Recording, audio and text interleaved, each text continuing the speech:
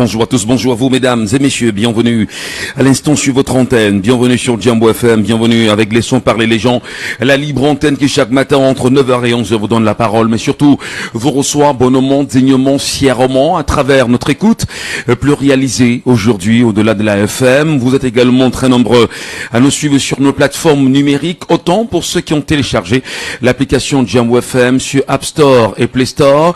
Merci à vous de rester bien sûr connectés, bien évidemment. Bonjour à vous qui êtes sur la page Facebook en direct, bien évidemment, pour cette émission de Laissons parler les gens. Édition mise en onde par Arnaud Nossé. Comme chaque matin, je suis Michel Ngachou au micro. Et bien évidemment, devant vous, madame, messieurs, très heureux de vous retrouver pour ce moment très important. Avec Laissons parler les gens, vous le savez, chaque matin, on se retrouve, on parle du Cameroun. On évoque les sujets camerounais et nous vous donnons la parole afin, bien sûr, de comprendre l'analyse faite par le Camerounais dans sa globalité, et nous vous prions très humblement de ne pas verser dans l'injure, dans la diffamation, dans l'outrage. Trois éléments très importants afin de respecter, on dira, le bon sens dans la prise de parole. Et nous vous demandons à chaque fois d'élever le niveau du débat. Ramenez-nous des arguments, ramenez-nous des extraits, ramenez-nous des citations, ramenez-nous des choses qui vous permettent et qui nous permettront bien sûr de comprendre que vous maîtrisez au mieux ces sujets que nous mettons à la disposition du Cameroun chaque matin. Le but étant bien sûr non seulement d'informer, mais surtout d'éduquer avec un accent particulier. Bienvenue à vous, madame, messieurs. Laissons parler les gens. Premier sujet. Délitement social aujourd'hui au Cameroun. Comment comprendre le phénomène de tuerie, d'assassinat qui a pignon sur rue au Cameroun aujourd'hui? C'est encore 48 heures environ qu'un jeune Camerounais a perdu la vie à Yaoundé dans des conditions assez troubles, où un homme a choisi bien sûr d'entrer dans une maison tenant en main un poignard et de s'en prendre à un jeune, à un adolescent. Celui-ci recevra des coups de poignard sur son corps et il s'arrangera, je parle ici du meurtrier, à chercher également ses frères et qui ont choisi d'aller bien sûr se cacher dans le domicile familial. Qu'est-ce qui, à votre avis, peut comprendre, peut justifier une telle brutalité, une telle sauvagerie, une telle connerie, peut-on bien sûr le dire ainsi? Comment un homme qui, dira-t-on, à tous ses sens, après une dispute avec son voisin, choisira de s'en prendre aux enfants du voisin avec un poignard? Comment comprenez-vous bien sûr la psychologie des citoyens camerounais aujourd'hui? Mais surtout, sur la table ce matin, au regard de cette situation et des nombreuses situations de meurtre, d'assassinat, de femmes battues, de femmes dont les bras sont coupés, et bien sûr de tout ce qui peut rentrer dans les violences aujourd'hui. Madame, messieurs, revenons à un équilibre exceptionnel. Parlons-en. Qu'est-ce qui, à votre avis, justifie cette brutalité au Cameroun? Peut-on bien sûr dire Cameroun, pays cruel? Laissons parler les gens. Deuxième sujet. Le deuxième sujet ce matin nous ramène exactement au sein du Conseil constitutionnel. Vous savez, l'institution qui a pour mission de faire respecter la constitutionnalité, c'est-à-dire faire respecter les thèmes de la Constitution, faire respecter en même temps la loi au Cameroun. Au regard des nombreux membres du Conseil constitutionnel aujourd'hui, partant de Clément Atangana et tous ceux qui l'entourent, avez-vous le sentiment effectivement que ces membres sont légitimes? La question mérite d'être posée. Est-ce qu'ils peuvent jouir? Est-ce qu'à votre avis, au regard de toutes les références que vous tenez en main, on peut véritablement le dire que le Conseil constitutionnel jouit d'une légitimité avec ses membres? La question mérite d'être posée. Et est-ce que ce sont ces mêmes membres-là et qui auront pour mission dans les jours qui vont suivre de faire dire le droit et de faire dire la Constitution du Cameroun? Décidément, est-ce qu'on est dans un pays de droit? La question mérite d'être posée, madame, messieurs. Ce matin en deuxième partie, parlons-en. Laissons parler les gens, libérons la parole. Et nous libérons la parole comme chaque matin. Prenez la peine, appelez-nous en direct, en live, montez sur le panel. 654 40 19 13. En appel classique ou sur WhatsApp. 654 40 19 13. 654 40 19 13. Vous avez également le 659 92 48 83. Le 659 92 48 83. Et je rappelle que vous êtes également très nombreux à nous suivre sur le panel. Merci de monter sur le panel et de prendre la parole sur ce premier sujet. D'ailleurs, au cœur de cette controverse, la jeune artiste camerounaise Lidol semble payer les frais de l'appartenance qu'elle a avec celui considéré aujourd'hui comme étant le présumé meurtrier. Comment un homme qui tient et qui a tous ses sens choisira de prendre un couteau, d'entrer chez le voisin et d'en finir avec le fils de ce dernier?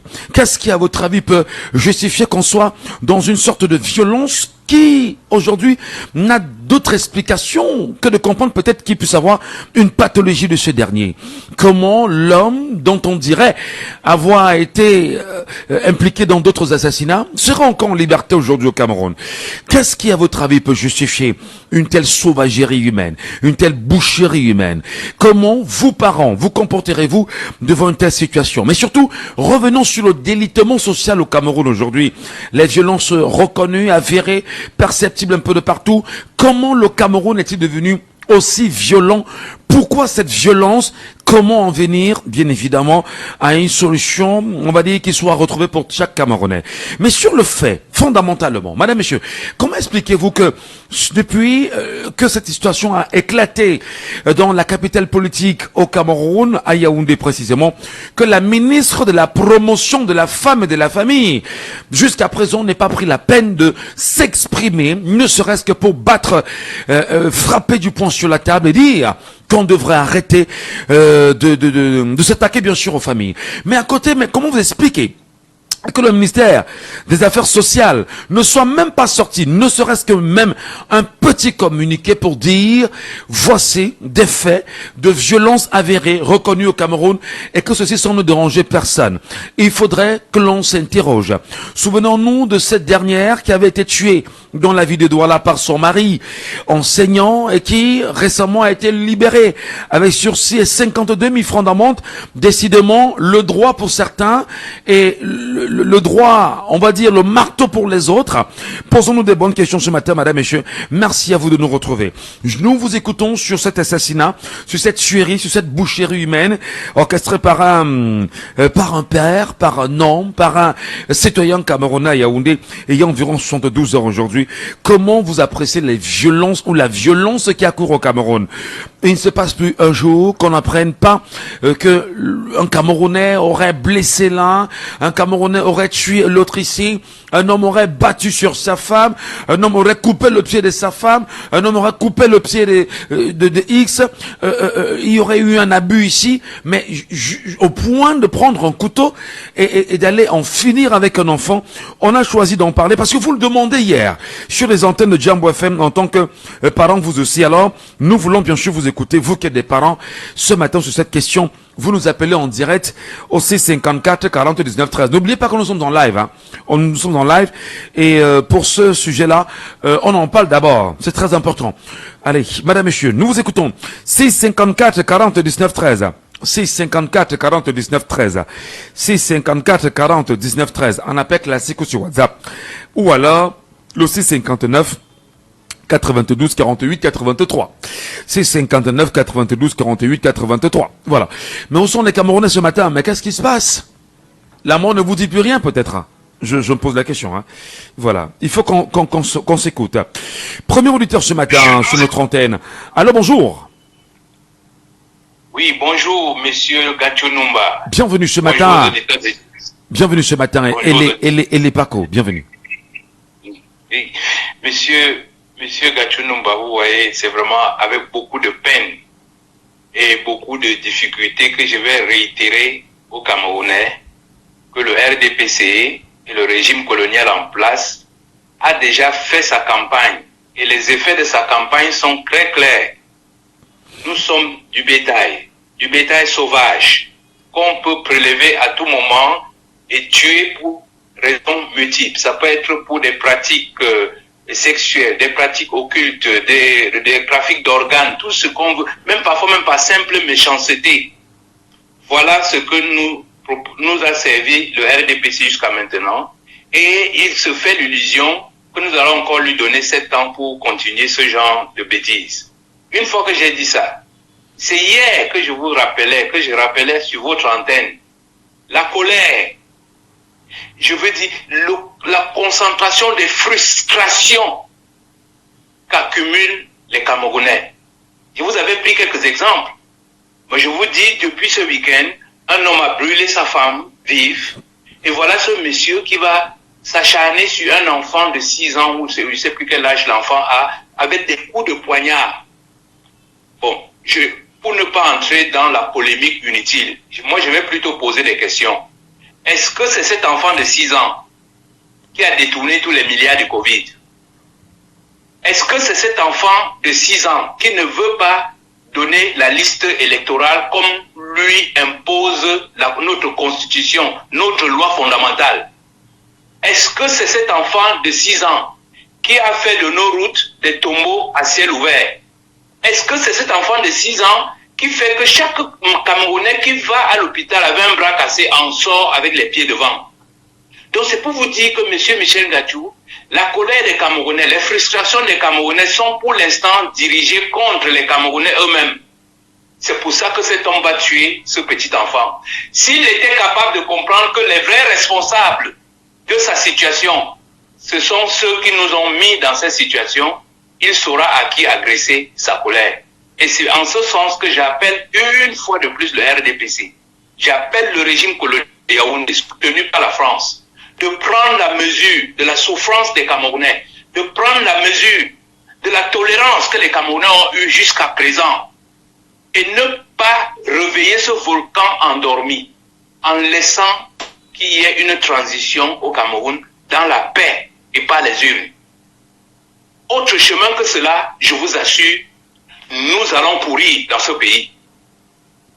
Mais c'est pas normal, nous sommes devenus des animaux. On nous égorge, on nous tue. Vous partez dans un commissariat, mais on vous bastonne comme si vous étiez une bête de somme. Même un criminel, M. Michel Gachou, a ses droits. Quand il dit ses droits, ça veut dire qu'il n'a pas le droit de tuer. Mais quand il est en prison, on le met là, s'il faut le condamner à 20 ans de prison, même s'il faut le condamner à la pendaison, même s'il faut le condamner à la fusillade, on ne le maltraite pas, on lui donne la condamnation et on applique la condamnation que lui impose la loi. Si c'est la fusillade, on le met sur un poteau, on tire sur lui. Si c'est la pendaison, on le pend. Mais il n'y a pas à maltraiter les Camerounais de la façon dont ça se passe dans nos commissariats, dans nos gendarmeries. Ce n'est pas acceptable. Et c'est le fruit de tout ça que nous voyons aujourd'hui. Alors, donc je vais m'arrêter là. Vous semblez, oui, peut-être pour finir, vous semblez dire que cet homme, en attendant bien sûr qu'il puisse avoir un verdict de la justice pour le condamner comme étant le meurtrier, il bénéficie encore de la présomption d'innocence, même si les faits, au moment où nous parlons, sont avérés. Il serait dans des frustrations. Et est-ce que ce sont les frustrations des Camerounais aujourd'hui qui créent ce qu'on appelle ce délitement social et qui aboutit aux tueries, aux assassinats et à cette boucherie humaine? Mais exactement, M. Michel, je vous ai dit que le fait que la France ait détenu notre monnaie, les gens ne comprennent pas l'implication de dire que quelqu'un détient votre monnaie. Oui, bon, peut-être le lien entre la monnaie que vous faites et la situation, parce qu'on est quand même sur une situation de meurtre. Oui, mais laissez-moi y aller rapidement. C'est ça que je voulais vous dire. Je voulais vous dire que le fait que la France détenait notre porte-monnaie, elle connaît la situation de chacun de chaque individu dans nos pays. Le résultat, elle peut mettre quiconque elle veut en difficulté quand bon lui semble, parce qu'elle connaît nos situations exactes. Et c'est ça qui a créé cette corruption rampante qui a débouché sur cette animalisation de notre population au point où tout le monde, je dis bien M. Michel Gachou, tout le monde au Cameroun a perdu le sens de la réalité. Bon, et c'est-à-dire que quand il dit perdre le sens de la réalité, vous ne l'avez pas encore perdu. Pardon? Vous ne l'aviez pas encore perdu quand même. Hein? Oui, non, je dis, moi, c'est pour ça que je voulais expliquer le sens de la réalité. C'était plutôt, je dis, il y a une inconscience généralisée au Cameroun, monsieur Michel Gachou. Parce que, voyez-vous, quand vous voyez un huissier, il prend un gendarme et un tracteur, ils arrivent là à 4 avec le gouverneur, ils sont 4, hein, et ils détruisent un quartier de 2000 personnes. Vous ne croyez pas que ces 4 personnes-là sont inconscientes? Je vous dis, un quartier de 2000 personnes, 4 personnes arrivent un beau matin avec un tracteur, un chauffeur de tracteur, et ils détruisent tout un quartier de 2000 âmes. Vous ne croyez pas que ce gentil personnage, ces gentils personnages sont inconscients? Je vous prends l'exemple le plus récent. Pendant que le RDPC faisait son foufouze là au nord du Cameroun, ils se sont amusés à envoyer un sous-préfet avec son pyjama dans une réunion d'un parti politique. Oui, justement, monsieur Lepako, c'est vrai. Je souhaite pas que les Camerounais soient perdus sur le sujet de ce matin. Vous n'êtes pas perdu non plus, hein, parce que je comprends. Monsieur, je dis que c'est l'inconscience. Celui-là qui prend un couteau pour aller tuer un enfant de 6 ans, vous croyez qu'il est conscient? Voilà. Il est dans l'inconscience. Vous estimez qu'il y a pire, en même temps, en prenant l'exemple sur le l'huissier et le gouverneur et autres. Voilà. Merci beaucoup, monsieur Lepako. Je vous dis, non, laissez-moi terminer en une seconde pour dire que c'est une conscience généralisée qui résulte du fait que les gens ont le sens de l'impunité. C'est le sous-préfet, le gouverneur, tout être humain croit qu'il peut violer la loi ou bien violer les lois morales ou bien même dépasser nos principes de loi fondamentale. Qu'est-ce qu'il y a un papa qui va tuer un enfant? Voilà. Mais ça ne va pas. Alors, justement, donc, je dis, on va donner la parole aux Camerounais qui vont réagir là-dessus, monsieur Lepako, je vous en prie. Okay, merci. Voilà, merci beaucoup, merci infiniment. Auditeur en ligne, allô, bonjour. Bonjour, Michel. Je vous appelle comment? Appelez-moi Hervé, Michel. Hervé. Oui. Et Lepako, justement, a posé la question à la fin. Comment un papa peut choisir de tuer un enfant? Oui.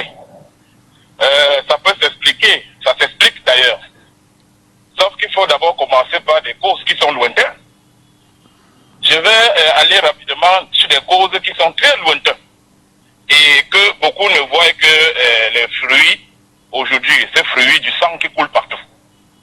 Alors, d'où vient la violence au Cameroun? D'abord, la violence vient avec le renouveau. Ça commence comment? Ça commence par des commandants de brigade. Ça commence par des policiers, des gendarmes, des militaires. Où est-ce qu'ils commencent ça? Ils commencent à aller dans les établissements scolaires, violenter les enseignants, violenter les maîtresses. Ma fille a dit que son goûter, sa camarade a pris, c'est monté, c'est descendu. Le gars vient se rendre justice avec la tenue. Le commandant de brigade vient dans un lycée, il menace le proviseur, vous avez exclu mon fils, ça ne se passe pas comme ça. Le sous-préfet qui vient, oh, ma fille, mon fils, c'est le renouveau.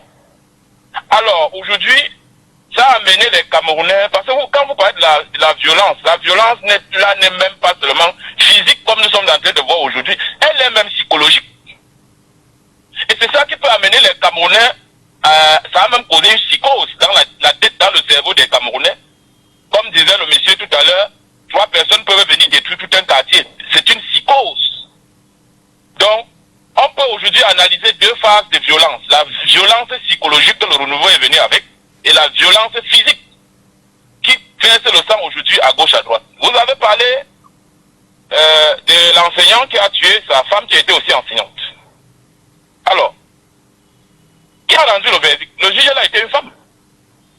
Est-ce qu'à un moment donné comme ça, cette femme a dit j'aurais dû être à la place de cette femme-là? Non.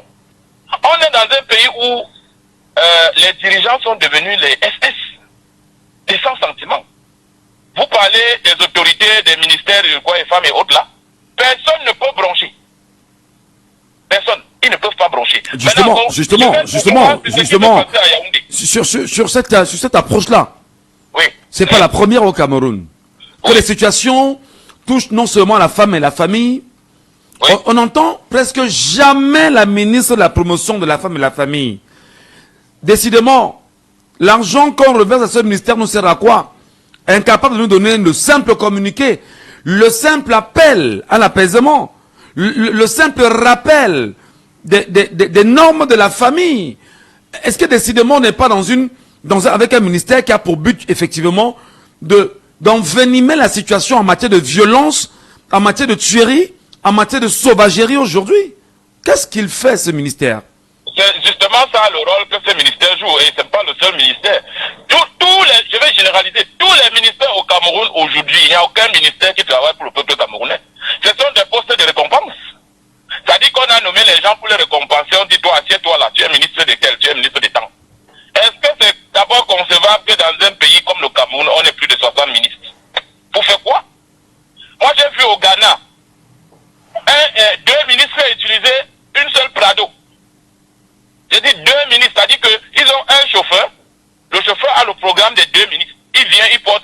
l'amène dans son bureau. Il rentre, il porte l'autre, il l'amène dans son bureau. Quand c'est la pause, c'est la même chose. Quand c'est le soir, c'est la même chose. Je dis, il y a un ministre qui utilise un Prado. Alors, on est dans quel pays ici? Ici, c'est vraiment la jungle. Alors, justement, sur cette tuerie de cet enfant-là, qu'a-t-il lieu de faire exactement pour que, à l'avenir, de telles situations ne se présentent plus? Beaucoup de Camerounais attendent que justice soit faite autour de cette situation parce que le présumé meurtrier est encore sous soins intensifs et dans un coma dans un hôpital du CHU à Yaoundé, gardé par 4 policiers. Oui. Comment faire pour que demain, ce type de cas ne se reproduise plus? La seule chose à faire aujourd'hui, c'est de balayer ce gouvernement, c'est de chasser ce gouvernement qui est là. Pas les unes, bien sûr, en octobre prochain. Que les Camerounais prennent conscience, que les Camerounais se transforment en citoyens. Nous sommes un peuple, mais nous ne sommes pas encore des citoyens. Moi, j'invite tous ces Camerounais qui m'écoutent ce matin de mettre le costume du citoyen sur eux. Si on est citoyen dès octobre prochain, on met stop à cette tuerie. Ça ne va plus exister. D'accord. Parce que si c'est qu'aujourd'hui vous comptez sur ces gens, je suis sûr que d'ici la semaine prochaine, il y aura un autre cas. D'ici la semaine prochaine, là, il y aura un autre cas. Et quand vous regardez le cas des féminicides, vous avez fait ça, des féminicides. Les féminicides, bien sûr. Bien, Oui. voilà. C'est pas seulement les hommes qui tuent les femmes. Même les femmes tuent les hommes. C'est vice-versa. Donc pourquoi on arrête la saignée? Que ceux qui ne se sont pas encore inscrits, ils ont encore quelques temps là devant eux. Que chacun se rassure que comment faire pour arrêter la psychose? Parce que ça nous a même animalisés au jour d'aujourd'hui. Nous sommes devenus des animaux. Parce que voilà un deal qui se passe entre deux parents, deux adultes, qui tourne mal. Parce que si vous regardez la cause de ça, si ce n'est pas une secte, c'est que ce sont des dealers, ça a mal tourné. Et ces deux choses sont venues au Cameroun avec le renouveau. Soit vous allez voir que ce sont les homosexuels, c'est le renouveau. Alors qu'est-ce qui se passe? Le gars dit ok, il peut prendre son couteau, il peut égorger les enfants. Si les autres ne s'étaient pas cachés, il aurait tué 3 enfants. Ça devait être, comment on appelle ça, une tuerie en série. Voilà. Donc ça devait être même plus grave qu'on en parle aujourd'hui. C'est déjà assez grave quand même. Hein. Merci. Merci beaucoup, Hervé. Passez une bonne journée, Hervé. Et merci à ceux et celles qui nous appellent au 654 40 19 13. Nous vous écoutons bien sûr sur la radio ce matin, en vue de prendre la parole sur cette question-là quand même qui est plus que jamais importante. Il faut qu'on écoute les Camerounais. Ou les Camerounais, pour certains, j'ai le sentiment, parce que depuis au moins 3 jours, oui, on peut écouter des Camerounais s'exprimer sur la toile. Mais il faut quand même que certains, pour ceux qui sont plus ou moins éveillés, venez nous donner les raisons de ce délitement social. Venez discuter avec les Camerounais sur qu'est-ce qui peut pousser le peuple camerounais aujourd'hui à être un peuple de méchants. Enfin, excusez, peut-être pas tous. Ou certains Camerounais sont des méchants, des violents, des personnes qui sont capables de verser le sang sans être inquiétés. Faire savoir quand même que l'homme aurait déjà, au préalable, tué quelqu'un, et qu'il en vienne cette fois-ci à tuer un enfant, cherchant d'autres enfants à tuer à nouveau. Il n'y a-t-il plus de loi au Cameroun? N'y a-t-il plus de justice au Cameroun? Madame, monsieur, prenez la parole, je vous en prie. Prenez la parole. Ne faites pas comme certains Camerounais où on parle des choses importantes, vous fuyez. Ça pouvait être votre enfant. Ça pouvait être votre propre enfant. Et je me demande bien, mais que ferez-vous si c'était votre propre enfant? Comment allez-vous vous comporter si c'était votre propre enfant? Est-ce qu'à un moment donné, même le délitement social dont on fait évocation aujourd'hui ne s'appuie plus sur le fait que les Camerounais aujourd'hui ne sont plus capables de s'indigner lorsqu'il s'agit de l'autre? Est-ce qu'à un moment donné, on ne pense plus qu'à soi-même sans penser aux autres? Est-ce que les problèmes politiques, les problèmes justement de conjoncture économique, des conjonctures qu'on peut avoir dans nos vies, la vie chère, la vie dure, pousseraient des gens à être à ce niveau de violence? Je souhaite vous écouter, madame, monsieur, je vous donne la parole. Prenez la parole et exprimez-vous bien évidemment, comme chaque jour. Allô, bonjour. Oui, bonjour. Ouvrez la voix, je vous en prie. Je vous appelle comment? Oui, bonjour, appelez-moi Franco. Franco, Oui, bienvenue ce matin, Franco. bonjour, monsieur. Oui, ouvrez la voix, Franco, on vous entend difficilement là. Oui, je dis franchement, cette histoire vraiment, ça agace tout le monde entier. Puisqu'on a les artistes vraiment en parle. J'ai vu un artiste hier au journal pleurer franchement pour cette pauvre âme. Un pays vraiment normalement, structuré, organisé. Les cas, par exemple, méritaient vraiment un dernier sacrifice pour tout le monde. Moi, c'est vraiment que ça ne marche pas. Voyez-vous, nous sommes dans un pays où on peut devenir vraiment généreux d'autre part. J'ai sauté aussi ma voix que surtout sur mes frères qui viennent intervenir là. On va conclure que tout le monde, qu'on s'immobilise massivement au vote. Qu'on a s'inscrit massivement et voté massivement. Qu'on doit contrôler nos votes. Ce n'est que par là que je pense qu'on peut vraiment s'en sortir avec le régime en place. C'est vraiment bonne émission. Merci beaucoup, cher monsieur. Passez une bonne journée. 654 40 19 13. 654 40 19 13. Appelez-nous bien sûr sur WhatsApp en direct de cette émission. Ou alors vous montez sur le panel comme certains qui nous écoutent là aussi. On va vous écouter. Vous avez le 659 92 48 83. Prenez la parole. Auditeur en ligne, allô, bonjour. Bonjour, monsieur le communicateur sans frontières de la radio Djambo FM. Fidèle, Oui, si c'était ton enfant, tu ferais comment? je vous écoute parfaitement. Hein. Si c'était ton enfant, tu ferais comment? Monsieur Gatou. Fidèle, Oui. si c'était ton enfant, comment te comporterais-tu? Tu veux que je dise que quoi, je vais me comporter comme ça, que je suis d'abord où? Là, d'abord, je me trouve d'abord dans quel eau avant de me comporter. Hein? Tout se passe où c'est haute institution, où c'est codé. Parfois, je vais vous dire quelque chose. Avant même, j'ai accusé les juges, les procureurs, les commandants de brigade de compagnie. Aujourd'hui, à quelque part, je les donne même raison. Hein. Pourquoi? Parce que si ce n'était pas cela, comment est-ce qu'un procès peut durer dans un tribunal? 3 ans, on ne tranche pas. Même un terrain avec 3 titres fonciers, on n'arrive pas à trancher. On ne demande pas exactement d'où venait le terrain, combien de fois le meurtre. Et quand on parle même des meurtres là, que l'homme a tué la femme, il a eu 6 mois d'employé, la mort de 50 000.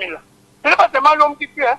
Même les femmes aussi. Il y a aussi une histoire où une femme a poursuivi son mari, à ce que le mari est tombé dans le puissant.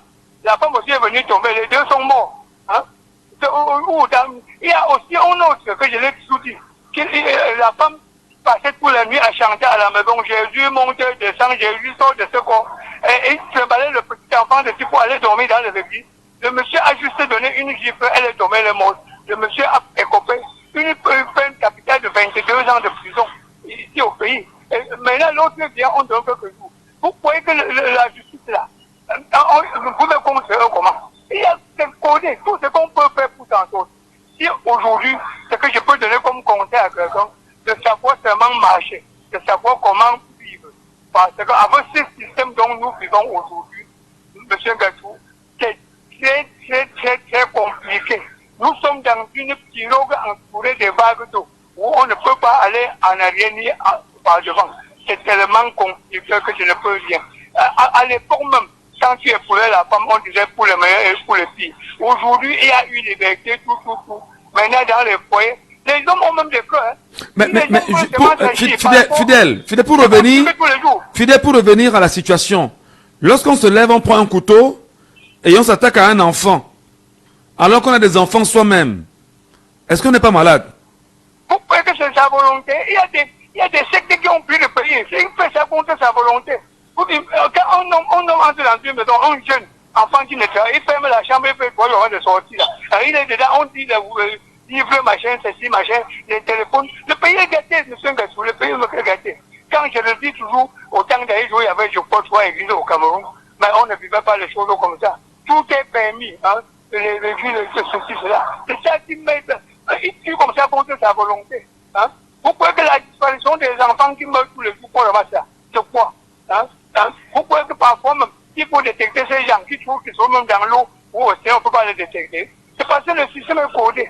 Tout ce que tu peux faire de mal, il faut d'abord être coté. Quand tu es coté, rien ne pourra te faire. C'est pour ça qu'il y a trop de meurtres. Quand même ceux qui font, ils font contre leur volonté. Et on dit souvent qu'ils vont tremper. C'est comme on dit qu'il a trempé. Et quand tu trempes déjà, tout peut arriver. Hein? Tu peux même te gaucher, il faut même s'en connaître. C'est comme ça que ça se passe. Je ne vais pas m'en faire. Je vais laisser d'autres gens venir nous dire quelque chose qui pourra nous aider plus. Que Dieu bénisse le Cameroun. Merci beaucoup, cher monsieur, pour votre contribution ce matin.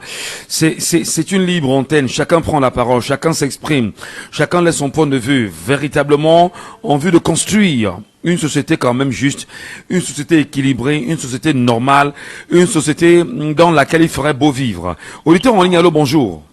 Allô, bonjour, monsieur Ngachou. Il n'y a que des hommes qui appellent ce matin. Décidément, les femmes ne sont pas concernées par la situation. Je vous appelle comment, cher monsieur? C'est Wilfried à l'appareil. Wilfried. Oui, monsieur Ngachou. Quand on tue un enfant de la sorte, qu'est-ce qu'on mérite ou qu'est-ce qu'on mériterait? Je parle en tant que parent. Il y a des petits bouts de chou là à la maison. Quand je sors le matin, je sors pour eux. Tout ce que je fais dans la vie, c'est pour eux. Donc, il y a des choses qui sont... Comment je vais dire ça? La question qui me dérange le plus, c'est que nous sommes dans un pays, un cas comme ça, dans un pays comme la France, le président de la République devait sortir. Vous avez parlé des ministres, des affaires sociales et tout ça. Le président de la République devait s'indigner. Mais le monsieur là, Yaoundé, le président ne dit rien. Mais moi, ce qui me dérange simplement, c'est que vous allez voir où il est actuellement, c'est au CHU. Quand il va sortir, il n'y aura pas de justice. On va arranger des faux trucs. Soit il va quitter le pays, soit il n'y aura pas de justice pour cet enfant. La meilleure chose aurait été que, comme il a tué ce petit-là, la bastonnade qu'il a reçue, qu'on lui remet la même bastonnade jusqu'à la mort. Moi, je pèse mes mots. Comme ça, pendant qu'on va faire le dé à gauche, on fera aussi le dé à droite. Et ça sera qui? On ne peut pas compter sur notre justice pour ce cas. Elle le dit, est-ce que vous n'êtes pas dans la promotion de ce qu'on considère comme étant la justice populaire aujourd'hui? Est-ce que vous ne cartez pas, la justice qui est au-dessus de chaque Camerounais comme étant le parapluie pour appeler à une justice populaire qui peut tuer même parfois sans comprendre? Il n'y a aucune justice dans ce pays. Martinez Zogo, où en est-on? Où en est-on avec Martinez Zogo? Ça fait 2 ans que son corps est dans la glace. Tous ceux qui ont fait ça, sûrement on les connaît, mais la justice regarde, parce que sûrement, je ne sais pas, il y a peut-être des influences. On a tellement de cas. La justice, là, j'avais l'enseignant Mbala. Où en est-on? Pour moi, ça m'aurait vraiment intéressé qu'on nous annonce que le monsieur aussi, après bastonnade, a rendu l'âme. Ça serait écrit comme ça. Sincèrement, pour vous, son décès va réparer les choses probablement, hein, c'est ça? Non, ça pèse le cœur. Parce que si demain, il sort de l'hôpital, on va vous raconter la justice, c'est monté au tribunal, c'est descendu. Après, on ne parle plus de rien. Tu as perdu ton beau gosse, ton petit mignon garçon, 6 ans. Qu'est-ce que cet enfant a fait? Qu'est-ce que cet enfant a fait? Un innocent. Alors, de quelle façon est-ce qu'il le tue? Wilfried. À plusieurs coups de poignard. Ça fait très mal. Je suis parent. Effectivement. Je ne peux pas supporter ça. Alors, je reviens sur la question fondamentale, Wilfried. Qu'est-ce qui aujourd'hui, précisément, justifie ces violences en n'en plus fini qu'on a au Cameroun? Il y a des résultats qui sont passés par là et qui estiment que le régime en place a été à l'origine des violences exacerbées au point où la violence est devenue normale pour tout le monde. Est-ce qu'une telle affirmation vous conviendrait? Monsieur Ngachou, tout ça, cette violence vient de l'impunité qu'il y a dans notre pays. L'impunité. Exactement. Le manque de justice, en fait. Et justement, dès que quelqu'un a un petit pouvoir, il pense qu'il a le droit de vivre ou de mort sur son voisin ou sur l'enfant de son voisin. Parce que lui, en le faisant, il a tiqué. Il s'est dit que d'accord, je tue ce gosse-là et puis on ne fera rien. C'est simple ça. Parce que quand tu veux poser un acte, tu essaies de mesurer, tu te dis voilà, si je pose ceci, ma vie deviendra comme ça. Tu te retiens un peu. Mais quand tu regardes derrière, tu es un colonel, tu es un capitaine, tu dis d'accord, j'ai l'habitude de faire ça. Je gifle n'importe qui dans la rue, que j'ai raison ou que j'ai tort, je vais m'en sortir. Tout ça, c'est l'impunité. Et aussi la misère, dans certains cas. Parce que quand quelqu'un est pauvre financièrement, moralement, ça suit. Et aussi la drogue qu'on a aujourd'hui partout. La drogue, c'est partout dans les écoles, les établissements, au marché. On n'avait pas ça avant. On n'avait pas ça. Et la corruption. La corruption. Le Cameroun est incliné. Le Cameroun est incliné. Il faut qu'on le redresse 6 octobre. Tout le monde aille voter. Merci beaucoup Wilfried. Merci beaucoup ce matin pour votre prise de parole. Comme je le mentionnais justement, ce sont les hommes qui appellent ce matin. Il n'y a pas de femmes. Hein. Alors bonjour. Bonjour monsieur. Cher monsieur, je vous appelle comment? C'est monsieur Saba. Monsieur Saba. Allô. Monsieur Saba, allô? Oui, je t'écoute, allô. Oui, bon, on va rester vraiment très, hein. Olo, c'est au village. Ici, on a la radio, je vous en prie. Je sais que chez les Bagantais, quand on t'appelle Ngachu ou Ngassam, absolument Olo passe avec. Mais pour rester quand même beaucoup plus loyal et servir la République, je suis Michel Ngachu. Voilà. Monsieur Saba, comment vous avez accueilli cette annonce-là qui choque le peuple camerounais aujourd'hui? Un papa qui se lève et prend un couteau et va attaquer un enfant de 6 ans, le poignarde et cherche même à en finir avec ses frères et sœurs. Comment vous avez accueilli ça, cher monsieur? Monsieur, comme tu me l'as dit, je m'excuse. Non, c'est passé. Venons au sujet. J'ai les paroles. Oui, revenons au sujet, pardon. C'est déjà passé. Oui, je m'excuse que tu viens de quelque part avant d'être ce que tu es. Et j'ai une coutume de respecter. Oui, on a compris. Ça, on s'est compris. Okay. On s'est compris. Comme vous ne voulez pas nous donner les paroles, je l'ai au but. Parce que je ne suis pas francophone. Non, c'est pas un problème. C'est pas, elle-même en anglais, allez-y. Sorry. Can I express myself now? Yes, let's go. Yes. I'm very sorry. Mr. Ngachu, yes. You cannot believe in a country of mine of today, there is not, what can I say? I'm even sorry to use the word, coward, mais barbare. Monsieur, on est où? Avec l'enfant, voilà un pays. Mon propre enfant, que je m'y bats dans une centre, l'hôpital ici à Douala jusqu'à aujourd'hui, où est l'enfant? Accouché, en fait. Ça s'appelle ça l'hôpital. Jusqu'à aujourd'hui, on m'a dit que va dire à celui que tu veux. Ni le corps, ni enfant, jusqu'à aujourd'hui que je te dis, on est dans quel pays? Comme tu n'es pas Bamileke, tu n'es pas Douala, tu n'es pas Yaoundé, tu n'es pas Camerounais, tu dis que tu n'es pas Olo. Non. Je resterai à respecter mon coutume. Si quand ça te plaît, on part. Je respecterai ce que mes ancêtres ont mis. Je ne peux pas baptiser un nom que je ne connais pas. Non, on a compris. Ça, y a pas de problème. J'aurais bien voulu qu'on reste beaucoup plus. Voilà. Ce qui m'est arrivé. Oui. Je te dis ce qui m'est arrivé. Je te dis qu'en adressant les Amazoniennes, jusqu'à où est le corps aujourd'hui? Donc, attendez, vous et moi, sur cette situation en tant qu'auditeur, je vous avais demandé bien sûr de nous retrouver à la radio. Je vous ai donné un numéro de téléphone. Appelez-nous et venez nous raconter votre situation. Vous ne l'avez jamais fait jusqu'à aujourd'hui. Écoute, monsieur Ngachu, j'ai été menacé jusqu'à me dire qu'on m'opère par le réseau que je marche avec. Non. Et si je continuais, c'est ma mort. Oui. Vous le pétez, mais attendez, monsieur Saba. Oui. Vous m'excusez-moi, c'est vous qui avez la parole, c'est laissons parler les gens. Vous avez un enfant qui a disparu à l'hôpital à Kentini. Vous-même, vous le dites. Ça fait au moins 1 an que vous nous dites ça. Oui. Jusqu'aujourd'hui, vous n'avez pas retrouvé l'enfant. Jusqu'aujourd'hui. Oui. Voilà. Oui. Moi, Michel Ngachu, attendez. Moi, Michel Ngachu, je vous ai tendu la main. Oui. Je vous ai dit, venez à la radio. Nous allons vous écouter en direct de la radio pour comprendre exactement les mobiles de cet enfant.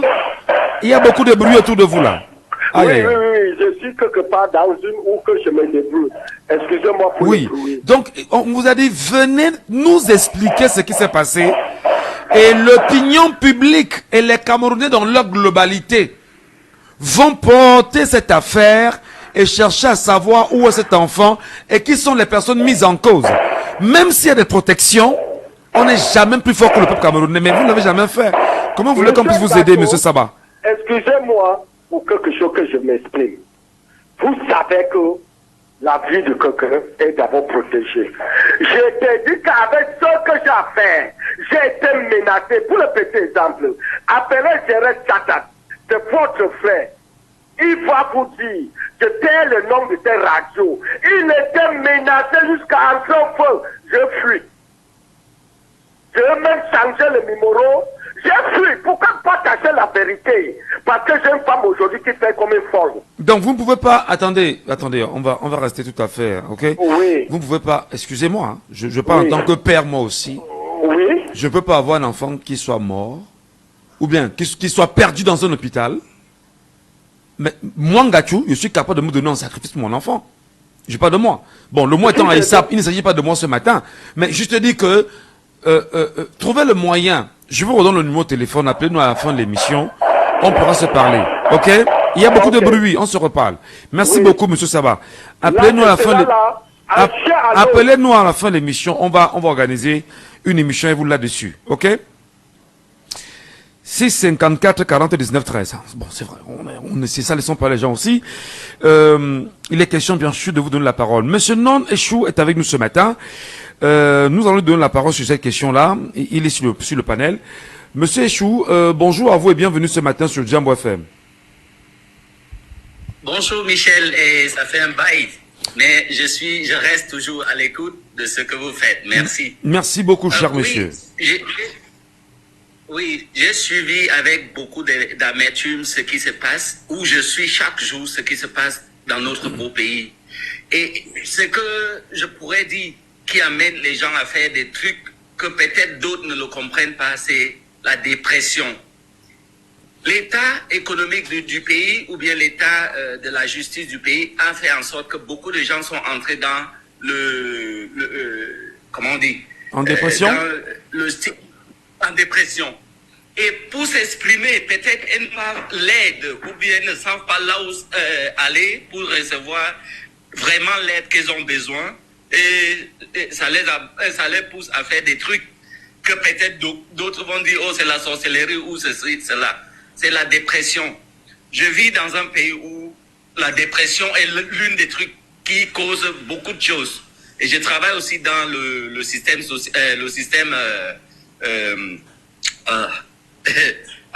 I work in the system where they take care of people with mental depression and all sorts of mental trauma. And in Cameroon, it is only when I started working that I discovered that some of my relatives are suffering from one form of mental depression or the other. So for a person who takes a knife and kills a 6-year-old, it's not even about the age, and kills someone, there are a lot of things that have gone through that person's imagination. And because we do not know, he might be going through schizophrenia, and when he listens to voices, those voices are telling him, you need to do this or that. So it is, on the one hand, the system, the political system in Cameroon has to put in place a better way of taking care of people who are going through mental depression, all forms of mental depression. And someone might say, yeah, we have the Centre Jameau, yes, but we can modernize that. We can make it better and even bring it down to divisional levels in the entire country where they can assist people better. So as a parent, it is a very hurtful issue to see that your child gets up in the morning, someone who is a relative, who is a loved one, takes a knife and stabs that person to death. Someone will be so angry to say, yes, people should kill him. Yes, people. Does it resolve the problem for others? No, it doesn't. So we need to look at ways how we can help people with mental depression in a country that is in progression. We have a country, I hate to quote examples from the Western world. Let's take the country Burkina Faso, which is now one of the reference in the world. If you go through the red light in Burkina Faso, you are driving, you go through the red light, you will do community level, whether you are the minister, you're whatever, you will do community level. Our country can copy things like that. They are working towards building a better mental system for that country. So I really wish that people take their hearts down, encourage those who are doing things to make the country better so that the political system can bring a better change for the justice system. Where the justice system is good, we will not have powerful people. We will have powerful systems. Très bien. When someone says, I'm very powerful, je suis très fort, personne ne peut me faire quelque chose. It will lead to things like this. Peut-être je peux faire ceci, j'ai un ministre qui est mon oncle, j'ai un frère qui est assis là-bas haut. So we need to really make a change the system. Voilà. Thank you. Il faut donc revenir à la justice. Merci beaucoup, monsieur Non-Échou, pour votre commentaire ce matin en direct. Bertrand, Mike, nous appelle. Il est avec nous, bien sûr, en direct sur Jambo FM. Bertrand, Mike, bonjour et bienvenue ce matin. Oui, bonjour, Michel. Cette situation est super embarrassante pour les Camerounais aujourd'hui. Monsieur Non-Échou, par exemple, le dit ouvertement. La situation, c'est l'absence de la justice au Cameroun, l'absence de l'impunité au Cameroun. On peut faire ce qu'on veut, comptant justement sur ce qu'on considère au Cameroun comme étant de l'ombra. Est-ce que vous êtes d'accord avec ça? Avant de commencer, Michel, je vais d'abord parler de l'homme qui a commis ce crime. Je pense qu'une personne normalement conçue ne peut pas, avec la gravité des faits que nous voyons, s'en prendre à un petit enfant, un bébé, de cette façon.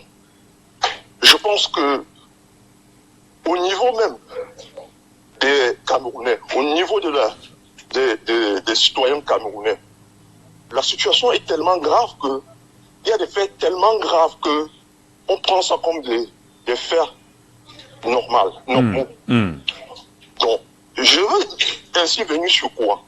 Dans un pays, je ne dirais pas pays développé, mais un pays normal, quand il y a un fait d'une gravité,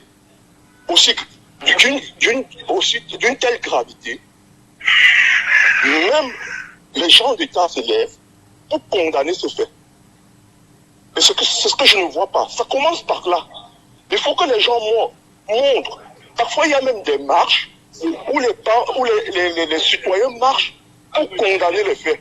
Pour dire plus jamais. Ce que je ne vois pas au Cameroun. Donc, vous attendez quand même. Permettez-moi, Bertrand, ce que vous êtes très pertinent. On a peut-être eu beaucoup d'indignation sur les réseaux sociaux, mais vous estimez quand même qu'une marche populaire pourrait avoir un impact en matière d'éducation et en matière justement de rappel que les délitements sociaux, comme c'est le cas, il faut bien sûr les éviter. Exactement, Michel. Parce que au niveau des réseaux sociaux, vous savez, c'est pas tout le monde qui va dans les réseaux sociaux. Absolument. Parfois, les parents même ils ne vont pas dans les réseaux sociaux. Donc une marche serait la bienvenue pour condamner et pour dire plus jamais. Et plus, franchement, c'est plus touchant. Mais je vois que franchement, ces actes-là se passent au Cameroun comme si de rien n'était. Et normalement, les autorités publiques doivent vraiment faire quelque chose pour ça, parce que déjà même au niveau de notre structure au Cameroun, comme disait celui qui est intervenu tout à l'heure, oui. Il n'y a pas une cellule psychologique. Normalement, quand il y a des faits comme ça, il faut une cellule psychologique. D'abord pour la famille des enfants, et pour la famille des victimes. Mais avant même d'arriver à la cellule psychologique, quelqu'un tout à l'heure a évoqué quand même, et il a dit que mais un cas comme celui-ci devait tout au moins interpeller le chef de l'État. C'est normal. Je pense que les Camerounais doivent avoir une cellule psychologique. Il y a des faits qui se passent comme ça au Cameroun, et qui passent comme si rien n'était. Parce que psychologiquement, on est atteint. Même les personnes que vous dites sur les réseaux sociaux, tout le monde est atteint. C'est pourquoi vous écoutez les gens parler. Tout le monde est atteint. Et quand il y a des trucs qui se passent comme ça, et qu'il n'y a rien qui suit, nous sommes affectés. Et ça fait que demain, les autres réagissent de la même façon en se disant, rien ne doit se passer. Alors, j'appelle les autorités publiques de faire quelque chose afin que tous ces actes, qui est vraiment des actes très graves, qui ne fait même pas du bien à l'image du Cameroun à l'extérieur, je les appelle vraiment à faire quelque chose pour que ça puisse s'arrêter. Voilà. Parce que c'est très grave. S'en prendre à un enfant, un bébé de 6 ans, qui n'a rien fait, je n'appellerai plus ça un crime, mais je pense que la personne qui l'a fait est malade. Et c'est une personne qu'il faut soigner. Parce que pense que la réponse à ça, ce n'est pas seulement la prison, mais c'est aussi soigner la personne. Et soigner d'éventuels psychopathes qui seraient bien sûr en train de se balader dans la nature quand même. Hein. Voilà. Exactement. Voilà. Et il y a beaucoup de psychopathes comme ça. Et pour les soigner, c'est pourquoi nous parlons tout à l'heure du rôle capital du ministère de la promotion de la femme et de la famille dans un premier temps, et à côté du ministère des Affaires sociales. Parce qu'aujourd'hui, on a la capacité d'avoir les médias, radio, télévision, presse écrite, presse cybernétique, réseaux sociaux. Si la ministre disait justement que je donnerais un point de presse à 12h30 et j'active toutes les télévisions, toutes les radios du Cameroun, il faut que ça s'arrête. Mais au moins, tout au moins, on comprendra que la femme qui est à la tête de ce ministère a parlé. Y compris au niveau des affaires sociales. Je rappelle que toujours là-bas, c'est toujours une femme qui gère ce ministère. Donc, c'est bien dommage. Merci beaucoup, Bertrand Mike. Merci infiniment. Je pense, Michel, avant que vous me coupez, je pense aussi que tout ça, il faut une volonté. C'est une volonté non seulement du public, mais c'est une volonté aussi de la société. Parce que si la société, même si le public ne se lève pas, si la société faisait quelque chose, je pense que le public devait se lever et frapper la main sur la table. C'est ce que je voulais dire ce matin. Merci beaucoup, cher monsieur. Passez une très bonne journée et à très bientôt pour d'autres sujets sur notre antenne. Je rappelle que c'est assez compliqué quand même. Hein. Diego est avec nous ce matin. Il est en direct sur ce panel. Il prend la parole. Il donne son point de vue, sans verser dans les jeux, sans verser dans les informations. Diego est avec nous ou pas? Non, je vois encore son micro fermé. C'est pas grave. Alors justement, il est avec nous. On est rassuré. Diego, bonjour et bienvenue ce matin.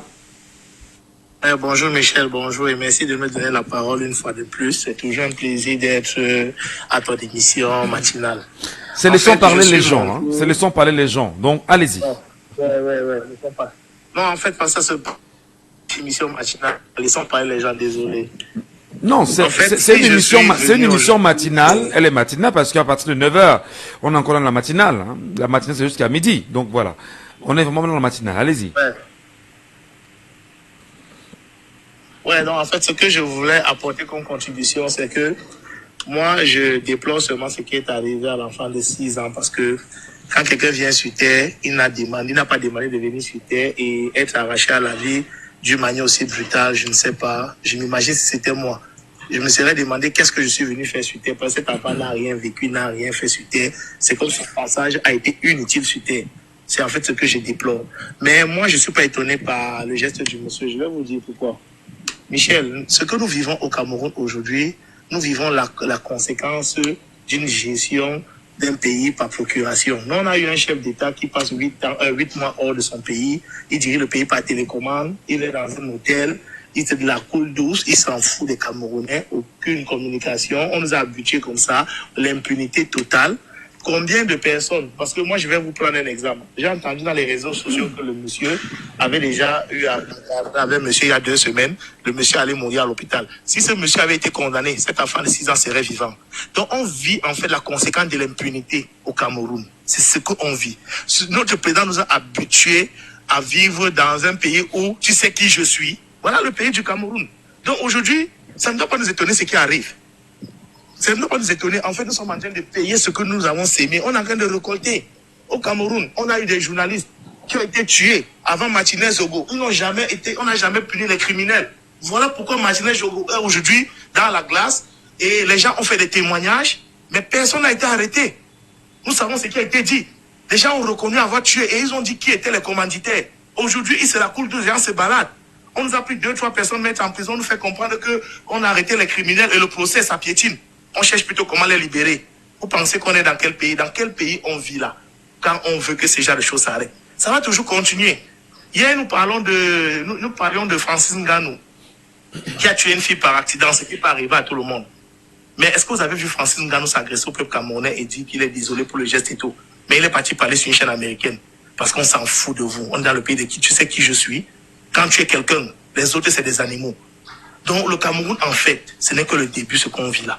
Si on n'arrête pas l'hémorragie très rapidement, voilà pourquoi, vous voyez, je m'oppose au régime Biya de toutes mes forces. Je suis prêt à laisser de ma vie.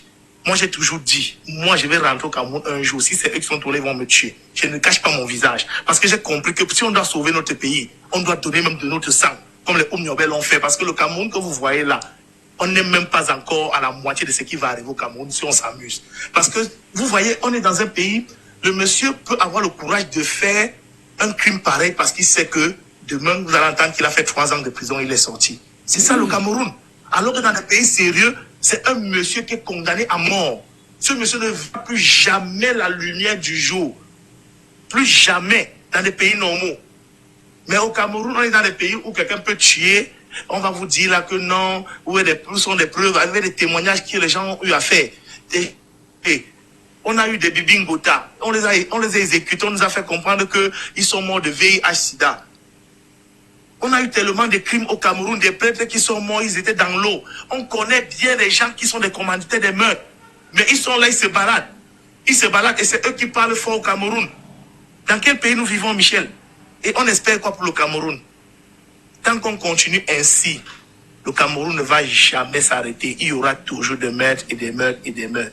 Merci Michel. Merci infiniment, cher monsieur. Merci beaucoup pour ce point de vue qui nous touche énormément. Et je rappelle que nous sommes arrivés au thème de la première partie de Laissons parler les gens sur Jambo FM. Madame, messieurs, restez avec nous parce que la deuxième partie également s'annonce très chaude avec une question évidente, légitimité des membres du Conseil constitutionnel. Ces derniers peuvent-ils vraiment dire le droit? Je rappelle que ceci est parti des appels pluriels des Camerounais sur les réseaux sociaux, présentant le visage de monsieur Paul Atangandji, présentant le visage de monsieur Clément Atangana et des membres du Conseil constitutionnel, en faisant savoir que voici les acteurs sur qui nous compterons pour pouvoir bloquer éventuellement la candidature de ceux qui ne veulent pas respecter la loi au Cameroun. Ben voilà. On en reparlera dans un instant, mais surtout, vos avis et commentaires. Dites-nous concrètement, à la lumière des proximités de ces derniers, qui seront bien sûr, qui sont membres du Conseil constitutionnel, et même aussi ceux du Conseil électoral, décidément, est-ce qu'on est dans un pays de droit? Est-ce que ces derniers peuvent-ils vraiment dire le...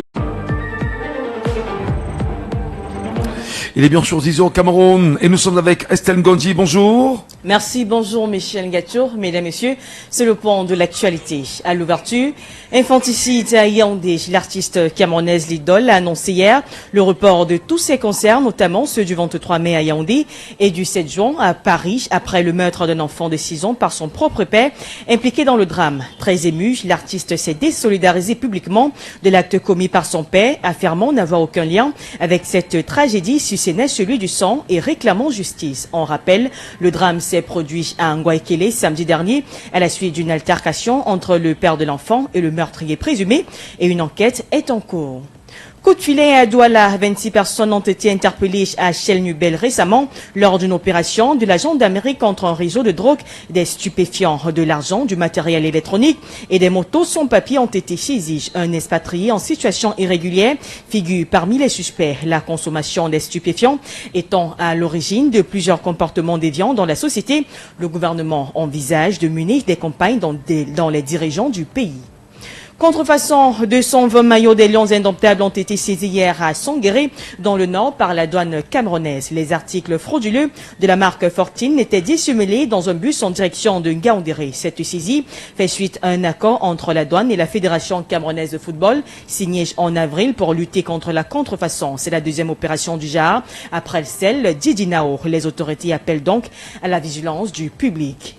Le Premier ministre chef du gouvernement Joseph John Gouté représente le président Paul Biya à la 12e édition de l'Africa CEO Forum à Abidjan qui a débuté hier et s'achève ce jour. Ce sommet économique réunit chaque année les chefs d'entreprise, investisseurs, décideurs politiques et journalistes autour des enjeux de développement du continent. L'édition 2025 met l'accent sur le renforcement du partenariat entre gouvernement et secteur privé pour une Afrique plus résiliente et autosuffisante. En Côte d'Ivoire, après la démission de Tidiane Thiam à la tête du PDCI RDA dimanche dernier pour cause d'harcèlement judiciaire, le parti annonce la tenue d'un congrès extraordinaire ce mercredi 14 mai pour élire un nouveau président. Réuni en urgence hier, le bureau politique a décidé d'organiser le vote dans 45 sites à travers le pays. Les candidatures sont ouvertes à tous jusqu'à 18h ce mardi. C'est tout pour ce point de l'actualité. Merci beaucoup Estelle Ngandji. Je vous souhaite de passer une bonne journée et à très vite. Merci. On ne peut en parler avec énergie sur Jambo FM. On ne peut ne pas aborder les sujets qui coiffent. On ne peut ne pas se fâcher face aux réalités qui nous entourent. Laissons parler les gens. Tous ces gens qui ont tué, ils ont pris goût de tuer. Tuer des gens pour s'enrichir ou tuer des gens pour aller au pouvoir, c'est pas une solution. Laissons parler les gens. La libre antenne de votre radio. Parlez sans tabou, sans se chausser. Percez et crevez l'abcès. C'est vous qui avez la parole. Pourquoi on n'interdit pas la circulation des armes sur le continent africain? Laissons parler les gens. Deuxième sujet. Ils sont en même temps membres du Conseil constitutionnel au Cameroun. Ils sont également membres du Conseil électoral aussi. Hein. On n'oublie pas. Est-ce qu'on peut dire, madame et messieurs, que les Camerounais, à la lumière de ce qui arrive en 2025, octobre 2025, peut-on véritablement dire que les membres du Conseil constitutionnel aujourd'hui au Cameroun, est-ce qu'ils jouissent d'une légitimité? Est-ce qu'ils sont légitimes à vos yeux? Et sur cette question, effectivement, croyez-vous que ils pourront dire le droit et faire respecter les textes de loi au Cameroun en cas de nécessité? Je l'ai très bien dit, ce sujet était initié à la suite à la suite des appels de pas mal de Camerounais sur les réseaux sociaux, demandant bien sûr à Monsieur Clément Atangana de se préparer. Lui demande de se préparer parce que il aura pour mission effectivement de tout faire pour bloquer certaines candidatures au Cameroun. Et il n'y a pas seul d'ailleurs, hein, il n'y a pas que lui. Mais il faut rappeler qu'avant d'arriver à Monsieur Clément Atangana, il faut commencer par le Conseil électoral de l'élection Cameroun et le corps sera convoqué en juin, enfin entre juin et juillet 2025. Et si jamais il y a des candidatures rejetées, effectivement, le seul recours pour ce dernier, c'est de se retourner auprès du Conseil constitutionnel. On en parle ce matin, madame, messieurs, bienvenue à tous. Laissons parler les gens, libérons la parole. Et nous libérons avec Denis. Il est avec nous en ligne. Bonjour Denis. Bonjour monsieur Michel. Bienvenue cher monsieur ce matin. Merci mon frère. Sur la question... Je viens pour le deuxième sujet. Merci. Légitimité justement des membres du Conseil constitutionnel au Cameroun, peuvent-ils dire le droit à la lumière de votre expérience, de vos appréciations, de vos arguments que vous portez? Nous vous écoutons, Denis. Michel, il faut le dire en premier lieu, la constitution des membres de la Cour constitutionnelle aujourd'hui, en réalité, ne nous donne pas l'impression qu'ils sont crédibles. Vu le fait que la grande partie, pour ne pas dire la grande majorité de ce corps appartient, ce sont des anciens membres du parti au pouvoir. Premier point, ce qui montre davantage débilise psychologiquement les Camerounais. Mais il faut dire une chose, vu 2018 ne sera pas 2025, parce qu'en 2025, les Camerounais sont plus soucieux, plus conscients, et ce n'est que le peuple seul qui pourra imposer à cette Cour constitutionnelle de lire le droit et de lire le bon résultat. Parce que si le peuple se laisse dans le laxisme, on aura un 92 bis. Parce que tout le monde le sait, qu'en 92, Nindjon Fundi, officieusement, je peux dire comme ça, avait gagné, mais que la Cour suprême de l'époque, se constituant, qui était considérée comme la Cour constitutionnelle, représentant la Cour constitutionnelle, a donné le résultat au parti, au pouvoir, et personne n'avait penché à l'époque. Je pense qu'en 2025, la Cour constitutionnelle doit comprendre que les enjeux vont au-delà de leur propre personne, et qu'ils sachent que les enjeux sont au-dessus de leur ventre. Ils doivent lire les résultats sportifs des yeux. Denis. Non, attendez, Denis. Je reviens, mais est-ce que vous avez répondu à la question? Est-ce qu'on peut dire justement que les acteurs de cette Cour constitutionnelle sont légitimes à vos yeux? Non, la légitimité, qu'est-ce qui leur donne la légitimité? La légitimité de ce conseil vient de leur nomination. Est-ce que leur nomination a respecté les règles? On ne peut que dire oui parce que ils sont nommés, c'est-à-dire qu'ils ont suivi le carnaval. Et comme au Cameroun, étant donné qu'ils sont nommés, ça veut dire qu'ils sont légitimes. Mais cependant, il faut plutôt repenser leur crédibilité. Parce que tu pourrais être légitime, mais la crédibilité, vu d'où vous venez, est problématique. Moi, je pense plutôt qu'ils sont légitimes, mais pour moi, la crédibilité est problématique. Parce qu'étant donné qu'ils appartiennent au parti, étant donné qu'ils sont tous anciens membres du parti au pouvoir, et imaginez que doucement, comme membres du parti au pouvoir, c'est ça le problème. Parce qu'ils sont légitimes, mais la crédibilité, moi, je pense de la crédibilité surtout. Parce que, Michel, je vais dire une chose, c'est que la victoire de Sanko au Sénégal, avant le peuple, c'est d'abord le droit qui avait été dit. Parce que si la loi... Est-ce que le droit peut être dit au Cameroun? Parce que ces dernières semaines, attendez, ces derniers jours quand même, mon cher Denis, il y a un débat qui enfle autour de l'article 121 du Code électoral et l'article 15 de la Constitution du Cameroun. Il y en a qui essayent à leur façon. On est dans des interprétations incroyables. Et face à ceci, et regardant bien sûr ce qu'on peut considérer comme étant la légitimité que relaient de ces acteurs du Conseil constitutionnel, peut-on compter sur eux de dire ce qui est juridiquement acceptable pour le souverain? Merci Michel. Le peuple seul peut les amener à le faire. Parce que le mandat, lorsqu'on évoque par exemple le principe de mandat impératif, il faut d'abord rappeler aux Camerounais que tout ce qui tourne autour du mandat, c'est-à-dire que tout ce que le ministre, par exemple, de l'administration territoriale a commencé à faire depuis, appuyé par certains médias, c'est de mettre dans la tête des Camerounais psychologiquement que le président du MLC ne peut pas aller aux élections. Ça, c'est ça veut dire qu'à force, comment dire, à force de répéter un mensonge, on a l'impression qu'il finit par devenir une vérité. Donc ça veut dire qu'on les fait comprendre, alors que la loi est claire. Le mandat impératif a été défini. Ce qu'on veut dire encore, c'est que si vous respectez quelqu'un, si vous dites que quelqu'un est... Le débat n'est peut-être pas trop autour de ça, hein, parce que je voudrais qu'on reste sur la légitimité justement des acteurs de la Cour constitutionnelle et demander est-ce qu'on peut avoir peut-être pas la chance, le droit de voir le droit se dire de façon légale et sans fioriture. Pour ne pas me répéter, pour éviter de me répéter, seul le peuple camerounais peut amener au Conseil constitutionnel à lire le droit. Parce qu'à partir du moment où le peuple se réveille, ceux-là comprendront que s'ils font l'erreur de lire autre chose que ce qui est sorti des urnes, ça va aller dans tous les sens. Chacun doit prendre ses responsabilités. Voilà. On sait tous psychologiquement que ces gens appartiennent au parti au pouvoir. On sait que ces gens ont été nommés par le parti au pouvoir. On sait que ces gens feront tout pour vouloir maintenir le poste. Et seul le peuple souverain pourra amener ces gens. Parce que la bonne décision de 2025, c'est de lire ce qui va sortir des urnes. Parce que si vous lisez autre chose que ce qui est sorti des urnes, le peuple camerounais ne peut pas accepter en aucun cas que 2018 se répète. C'est ce que je voulais dire, Michel. Merci. Pour leur légitimité, ils sont légitimes, mais pour la crédibilité, on n'a pas une crédibilité en eux parce qu'on estime qu'ils ont été nommés par quelqu'un et ils vont tout faire pour plaire à la personne. Donc le peuple seul peut les amener, de par le nombre à l'aide.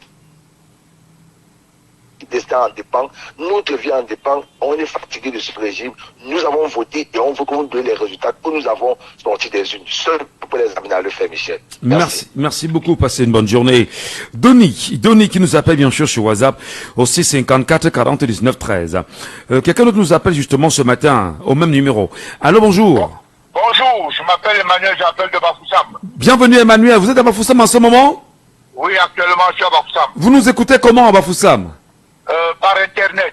Ah d'accord, donc vous êtes sur l'application. C'est l'application. Merci beaucoup Emmanuel.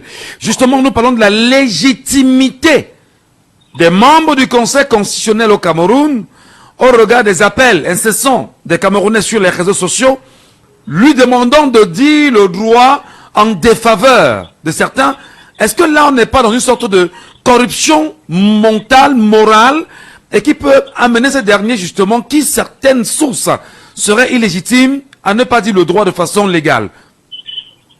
Pour vous répondre, je ne suis pas un acte droit, mais avec l'intelligence, on dit la raison.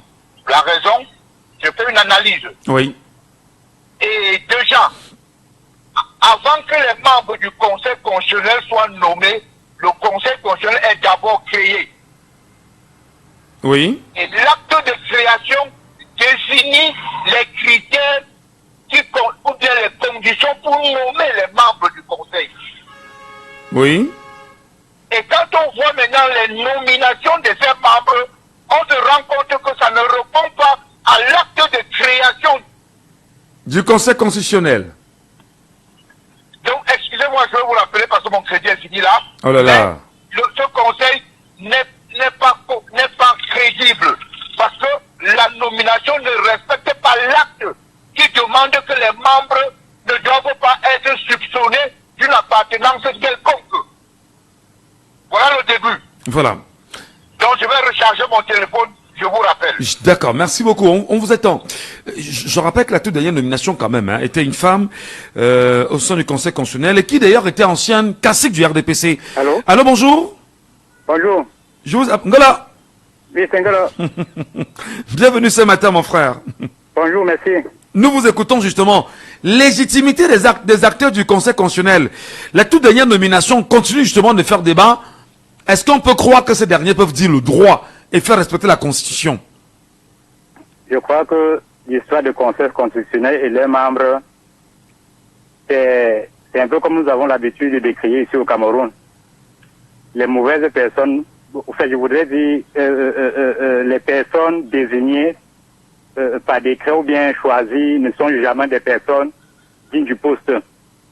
Parce que quand vous prenez des personnes qui, eux-mêmes, ils savent qu'ils ont déjà un parti pris.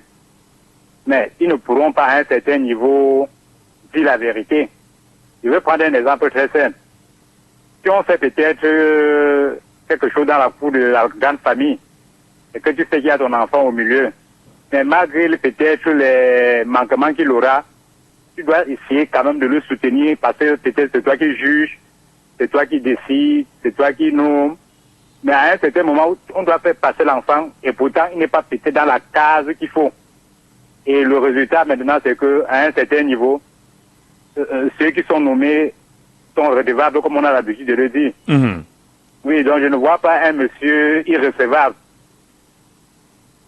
dire autre chose. Mais cependant, je pense que le vrai nœud du problème, c'est celui qui les a nommés. Donc ça veut dire quoi? Ça veut dire que, comme j'ai l'habitude de dire, ces gens-là viendront demain dire que non, vraiment, on était contraints, vraiment, on ne pouvait pas faire autrement. Oui, nous-mêmes, on savait que c'est faux, mais on devait faire comment? Vous verrez. Parce que tous ces gens-là qui disaient que non, ces membres du RDPC ne peuvent pas dire autre chose, ils peuvent bien le faire. Mais ça serait après celui qui les a nommés. Je ne vois pas ça autrement. Voilà. Je reviens donc pour vous. Ils sont pas légitimes. Pardon? Ils sont pas légitimes pour vous. Oui, ils sont, bon, je vous dis qu'ils sont légitimes, mais le problème qui est que le nœud du problème, c'est celui qui les a nommés. D'accord. Parce qu'ils peuvent travailler, mais ils savent eux-mêmes comment ils ont été cooptés. Ils savent qu'ils ne méritent pas. Donc, ils ne peuvent que dire un peu ce qui doit aller à l'endroit de celui qui les a nommés. Très mais bien. cependant, le jour viendra où eux-mêmes ils diront que vraiment, nous, on ne pouvait pas faire autrement. Et c'est ça que je dénonce. Ok. Merci. Merci beaucoup, au risque de vous répéter. Merci beaucoup. Auditeur en ligne de bonjour. Oui, bonjour, Michel. Je vous appelle. Monsieur Wanga. Monsieur Wanga. Oui, Michel, bonjour. Bonjour, mon grand, et bienvenue ce matin. Oui, Michel. Nous sommes justement sur ce débat, de façon claire. Les Camerounais sont très nombreux. Aujourd'hui, on peut les lire allègrement sur les réseaux sociaux. Présenter le visage de monsieur Clément Tangana comme étant celui qui barrera la voie au MRC, disons-le clairement comme ça. Alors, est-ce que décidément, M. Clément Tangana, pour son cas, est-il légitime au sein du Conseil constitutionnel? Est-ce que les autres membres qui l'accompagnent sont légitimes? Dans ce cas-là, est-ce que le droit peut être dit? Ou M. Wanga? Oui, Michel. Le problème ne se pose pas de leur légitimité. Est-ce qu'ils sont crédibles? Ces membres-là, des cours constitutionnels-là, ils ne sont pas crédibles. Nous avons vu ce qui s'est passé en 2018. Donc, ça dit que ce sont les gens qui ont été nommés, ils ont la légitimité, mais ils ne sont pas crédibles. Ils sont nommés parce qu'ils veulent protéger le monsieur Paul Biya au pouvoir pour ruiner les peuples camerounais. Ils sont là pour tuer le Cameroun. C'est leur but. C'est pour ça qu'ils ont été nommés. Parce que monsieur comme Clément Tangana, il a beaucoup peur de quoi? Il a les enfants, les arrière-petits-enfants. Au lieu de garantir comment les arrière-petits-filles vont vivre, mais il préfère plutôt enfoncer le Cameroun. Mais je pense que 2025 ne serait pas comme ça. Non, attendez. il a l'obligation avec ses membres de faire respecter la Constitution et les textes de loi au Cameroun. S'il dit, ou bien s'il donne un verdict qui ne vous arrange pas, puisqu'il n'y a pas d'autre voie de recours, qu'est-ce que les Camerounais doivent faire? Non, il faut seulement que les Camerounais savent que c'est leur pays. Et on ne peut rien faire dans leur pays. Ils doivent prendre leur courage à deux mains. On n'est pas venu les voir sur la terre. On est venu pour que nos enfants aussi émergent comme leurs enfants. Soyons seulement prêts en 2025. Levons-nous pour notre propre pays. Bon, attendez. Je comprends bien sûr votre position, bien sûr, de lever les Camerounais. Mais non, lorsqu'on a quand même la toute dernière nommée du Conseil constitutionnel, qui est une ancienne membre du RDPC, est-ce que lui-même, le chef de l'État qui les nomme là-bas, ne vous transmet pas un message pour vous dire, je contrôle le Conseil constitutionnel et rien n'y sortira, ce n'est pas ce qui va être de mon point de vue, de mon avis, en ma faveur.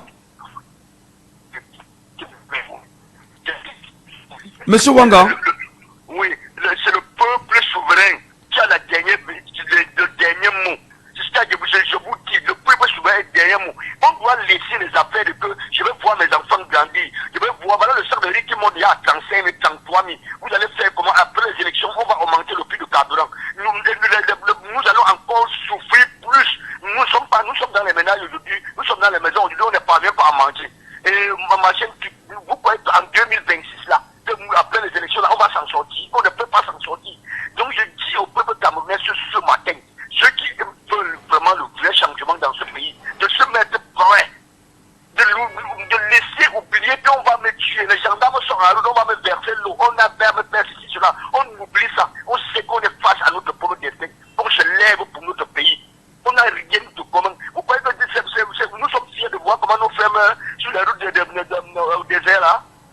C'est les Camerounais qui meurent au désert. Et ils meurent au désert pourquoi? Qu'est-ce qu'on manque au Cameroun? Nous payons le sac de riz à 35 000 francs. Voilà le riz à Sanchou. Voilà le riz à Ndop. Voilà le riz à Marois là-bas. Ici à Marois. On ne peut pas ouvrir les sociétés de riz. Qu'est-ce qu'on manque au Cameroun?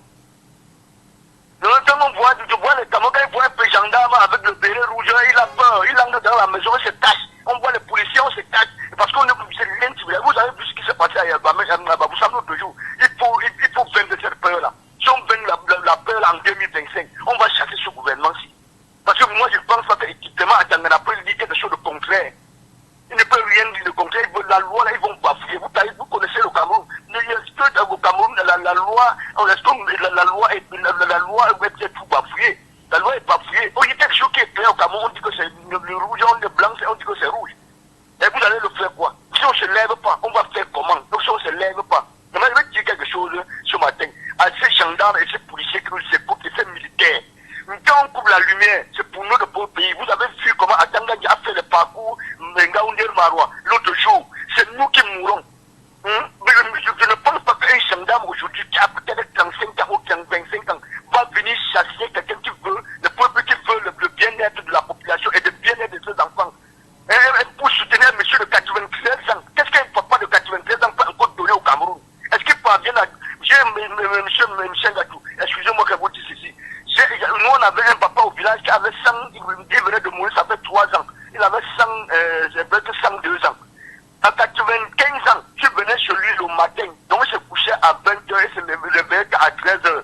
Donc, pour que vous cognez la fenêtre jusqu'à ce qu'il se réveille, parce que sa femme était en mode, il faut que vous attendez au moins 5 heures du temps avant qu'il se lève au lit et vienne s'asseoir là où il y a le soleil avant de vous parler.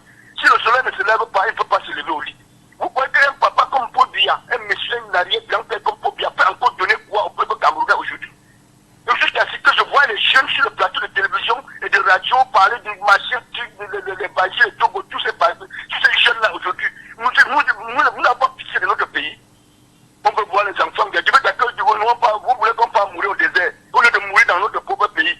Tu vois, quand tu meurs au désert, pourquoi ton carrière arrive au Cameroun, ça va arriver quand on t'a compté sur toi à Bonassama. On te compte pour ne pas te mettre à la morgue. Ça, c'est quoi ça? C'est quel pays ça? Hein? C'est ce que Haïti doit laisser. Monsieur, bonne émission. Merci infiniment, cher monsieur. Je comprends bien sûr votre douleur. Hein. Et voilà, merci à vous. 654 40 19 13. Je monte sur le panel parce qu'il y en a qui attendent depuis un petit moment sur le panel. Polidori, par exemple, est là depuis un petit moment. Il attend. Il tient absolument à prendre la parole. Arnold également est là. Est-ce que Polidori, je sens que son micro est encore fermé, Polidori. Il nous retrouvera certainement. Bon, il est là.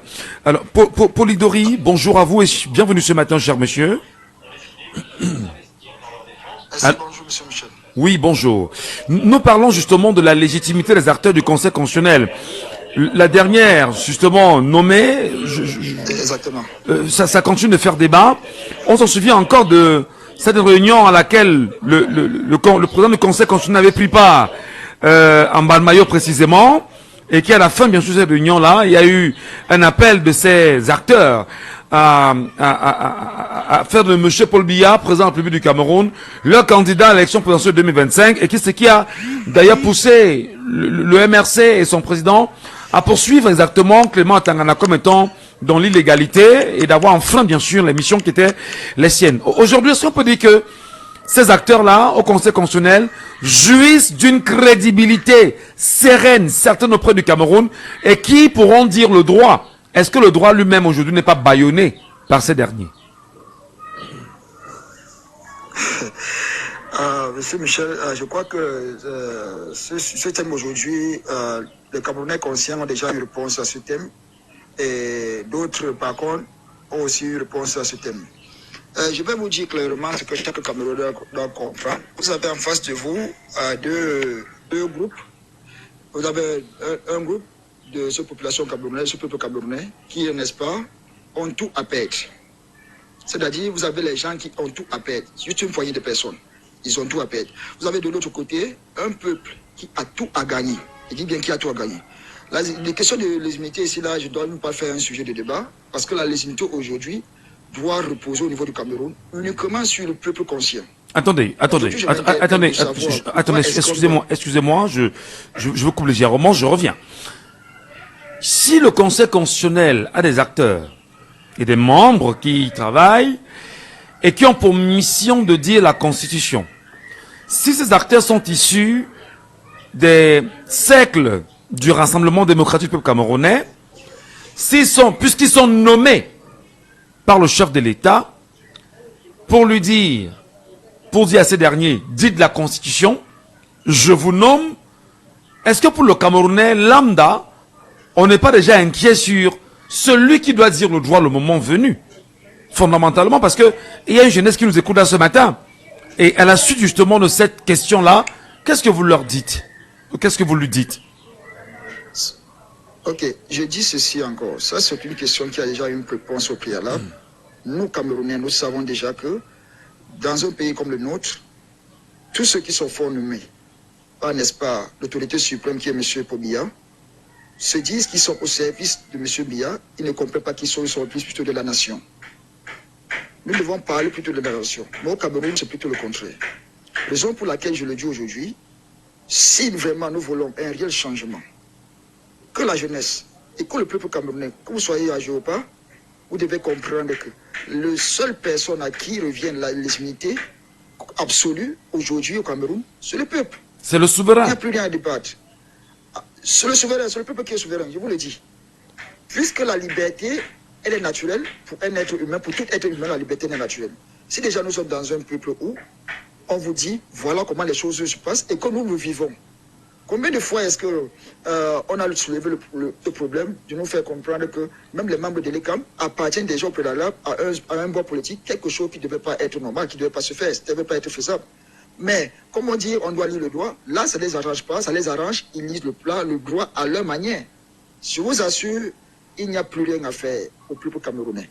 Le seul conseil que moi je peux leur dire, c'est, n'est-ce pas, que vous soyez jeune ou âgé, vieil ou vieillard, je vous le dis clairement, nous sommes à la phase des inscriptions.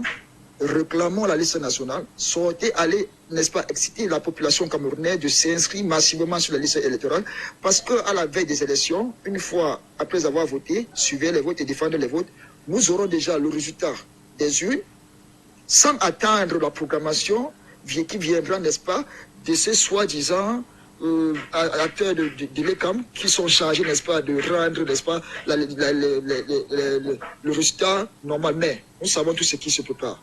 Je vous assure, si ce régime était vraiment louable et qu'il voulait vraiment faire en sorte qu'on puisse faire, n'est-ce pas, en sorte que le Camerounais ne soit plus inquiet, chaque question qui devait être soulevée, par exemple, le MSC a porté plainte à plusieurs reprises, même au niveau de la liste nationale, ils ne répondent pas parce que là, ça les arrange. Comment est-ce que le peuple camerounais réagit? Ce n'est pas une question de MS ou bien des partis politiques. Comment est-ce que le peuple camerounais réagit? Moi, pour l'idéologie, je vous le dis, je suis sur le terrain, chaque jour avec certains acteurs. Je dépelle le peuple camerounais, levez-vous, allez demander aux gens de s'inscrire massivement et réclamer la liste nationale. C'est de votre droit. C'est de notre droit. Personne ne viendra aider ce régime à dire que donnez-nous le résultat que nous attendons de vous. Jamais. C'est le peuple qui va imposer le résultat qui sortira des urnes. Il faut qu'on soit clair là-dessus. Mais nous n'appelons pas, n'est-ce pas, à une forme de rébellion. Non, nous appelons juste à une forme de prise de conscience de nos droits et de nos devoirs. Voilà. Qu'est-ce que j'ai de droit? Qu'est-ce qui me dit de faire? J'ai déjà 20 ans, je dois comprendre que je dois m'inscrire sur une liste électorale. Et le jour du vote, je dois sortir de chez moi accompagné avec d'un powerbank de mon téléphone portable. J'arrive, je vote, je reste sur place, je surveille mes votes. On me lise les trucs, le dépouillage doit se passer devant moi. Je filme, j'ai l'autorisation de filmer. Je peux me connecter directement sur TikTok ou bien sur Facebook. Je le fais. Voilà la stratégie que nous devons appliquer. Et maintenant, les gens sont venus nous tester pour voir est-ce que le peuple va réagir. Est-ce que maintenant, c'est sur le terrain que nous voulons voir. Parce que moi, je veux que le message doit être d'abord passé au niveau des inscriptions.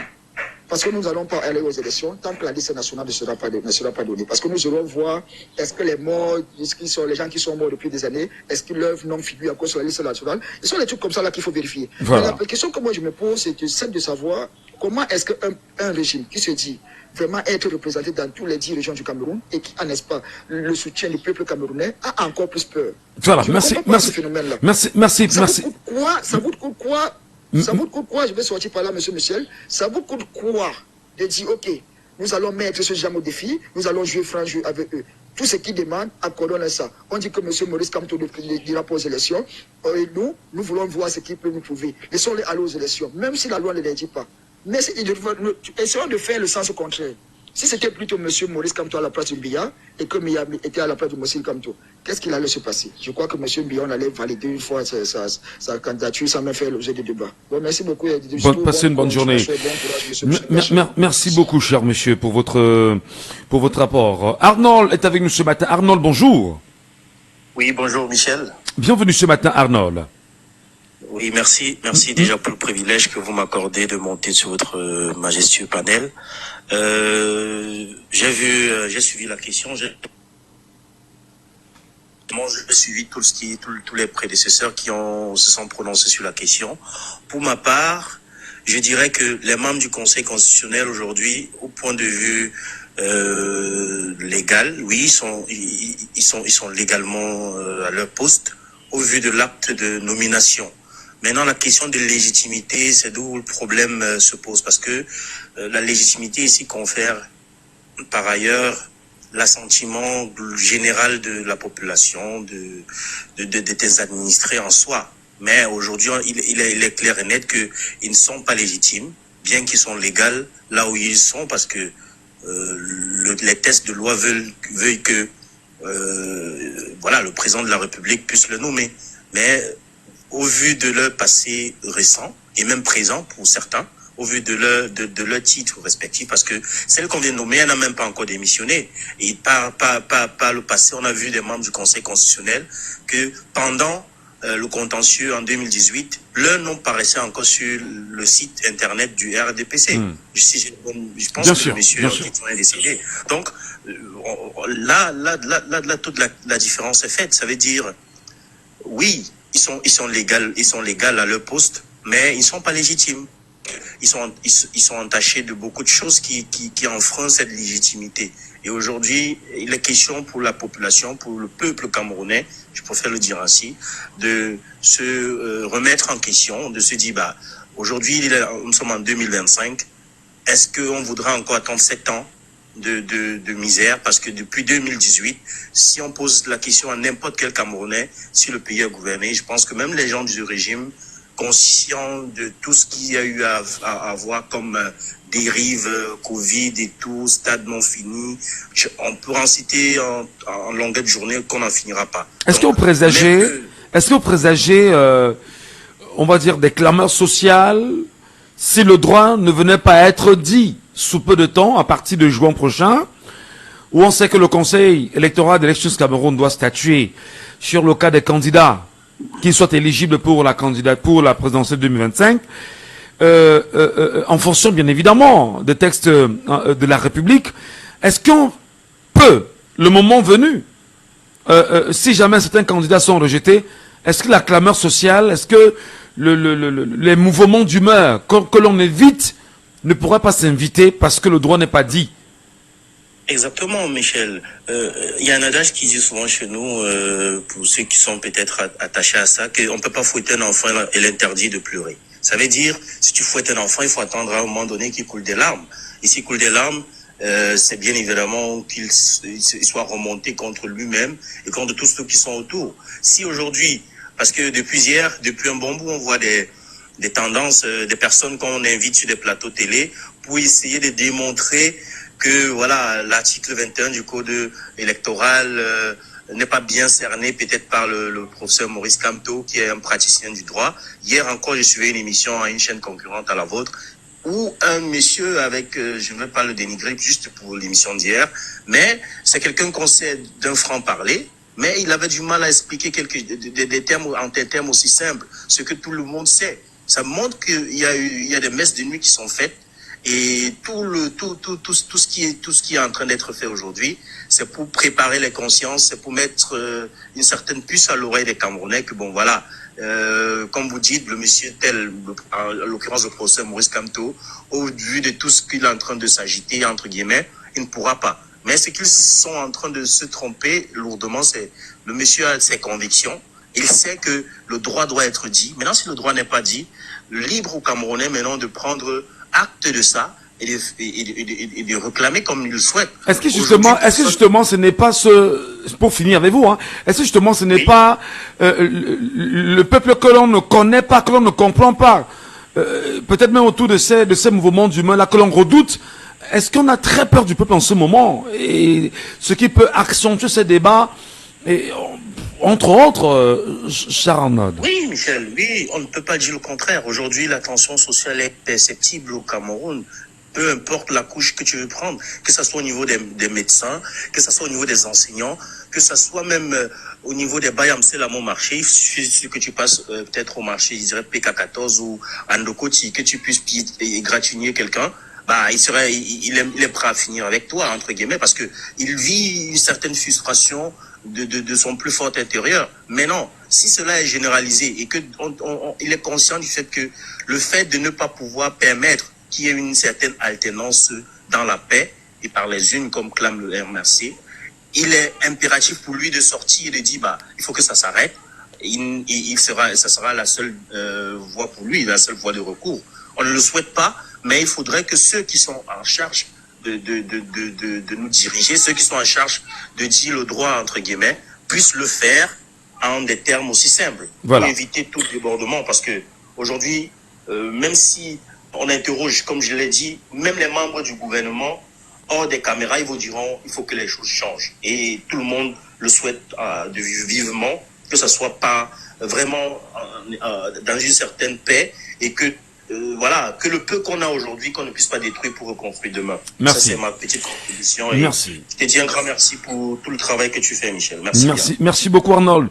Merci également à Djambo. Hein. Allô, bonjour. Oui, c'est Emmanuel qui revient de Bafoussam. Emmanuel de Bafoussam. Oui. Vous avez mis un peu de crédit. Hein. Oui. Voilà. Bon, comme je disais tout à l'heure, par rapport à la légitimité et à la légalité du Conseil constitutionnel, il est légal parce qu'ils ont été nommés par le chef de l'État. Oui. Mais c'est la crédibilité qui pose problème. Pourquoi? D'abord, le Conseil constitutionnel est un organe juridique. Vrai ou faux? Vrai. Un organe juridique est supposé composer des personnes qui ont la compétence juridique avérée. Quand on nomme un ingénieur agronome au Conseil constitutionnel, est-ce qu'il conserve sa crédibilité? Première question.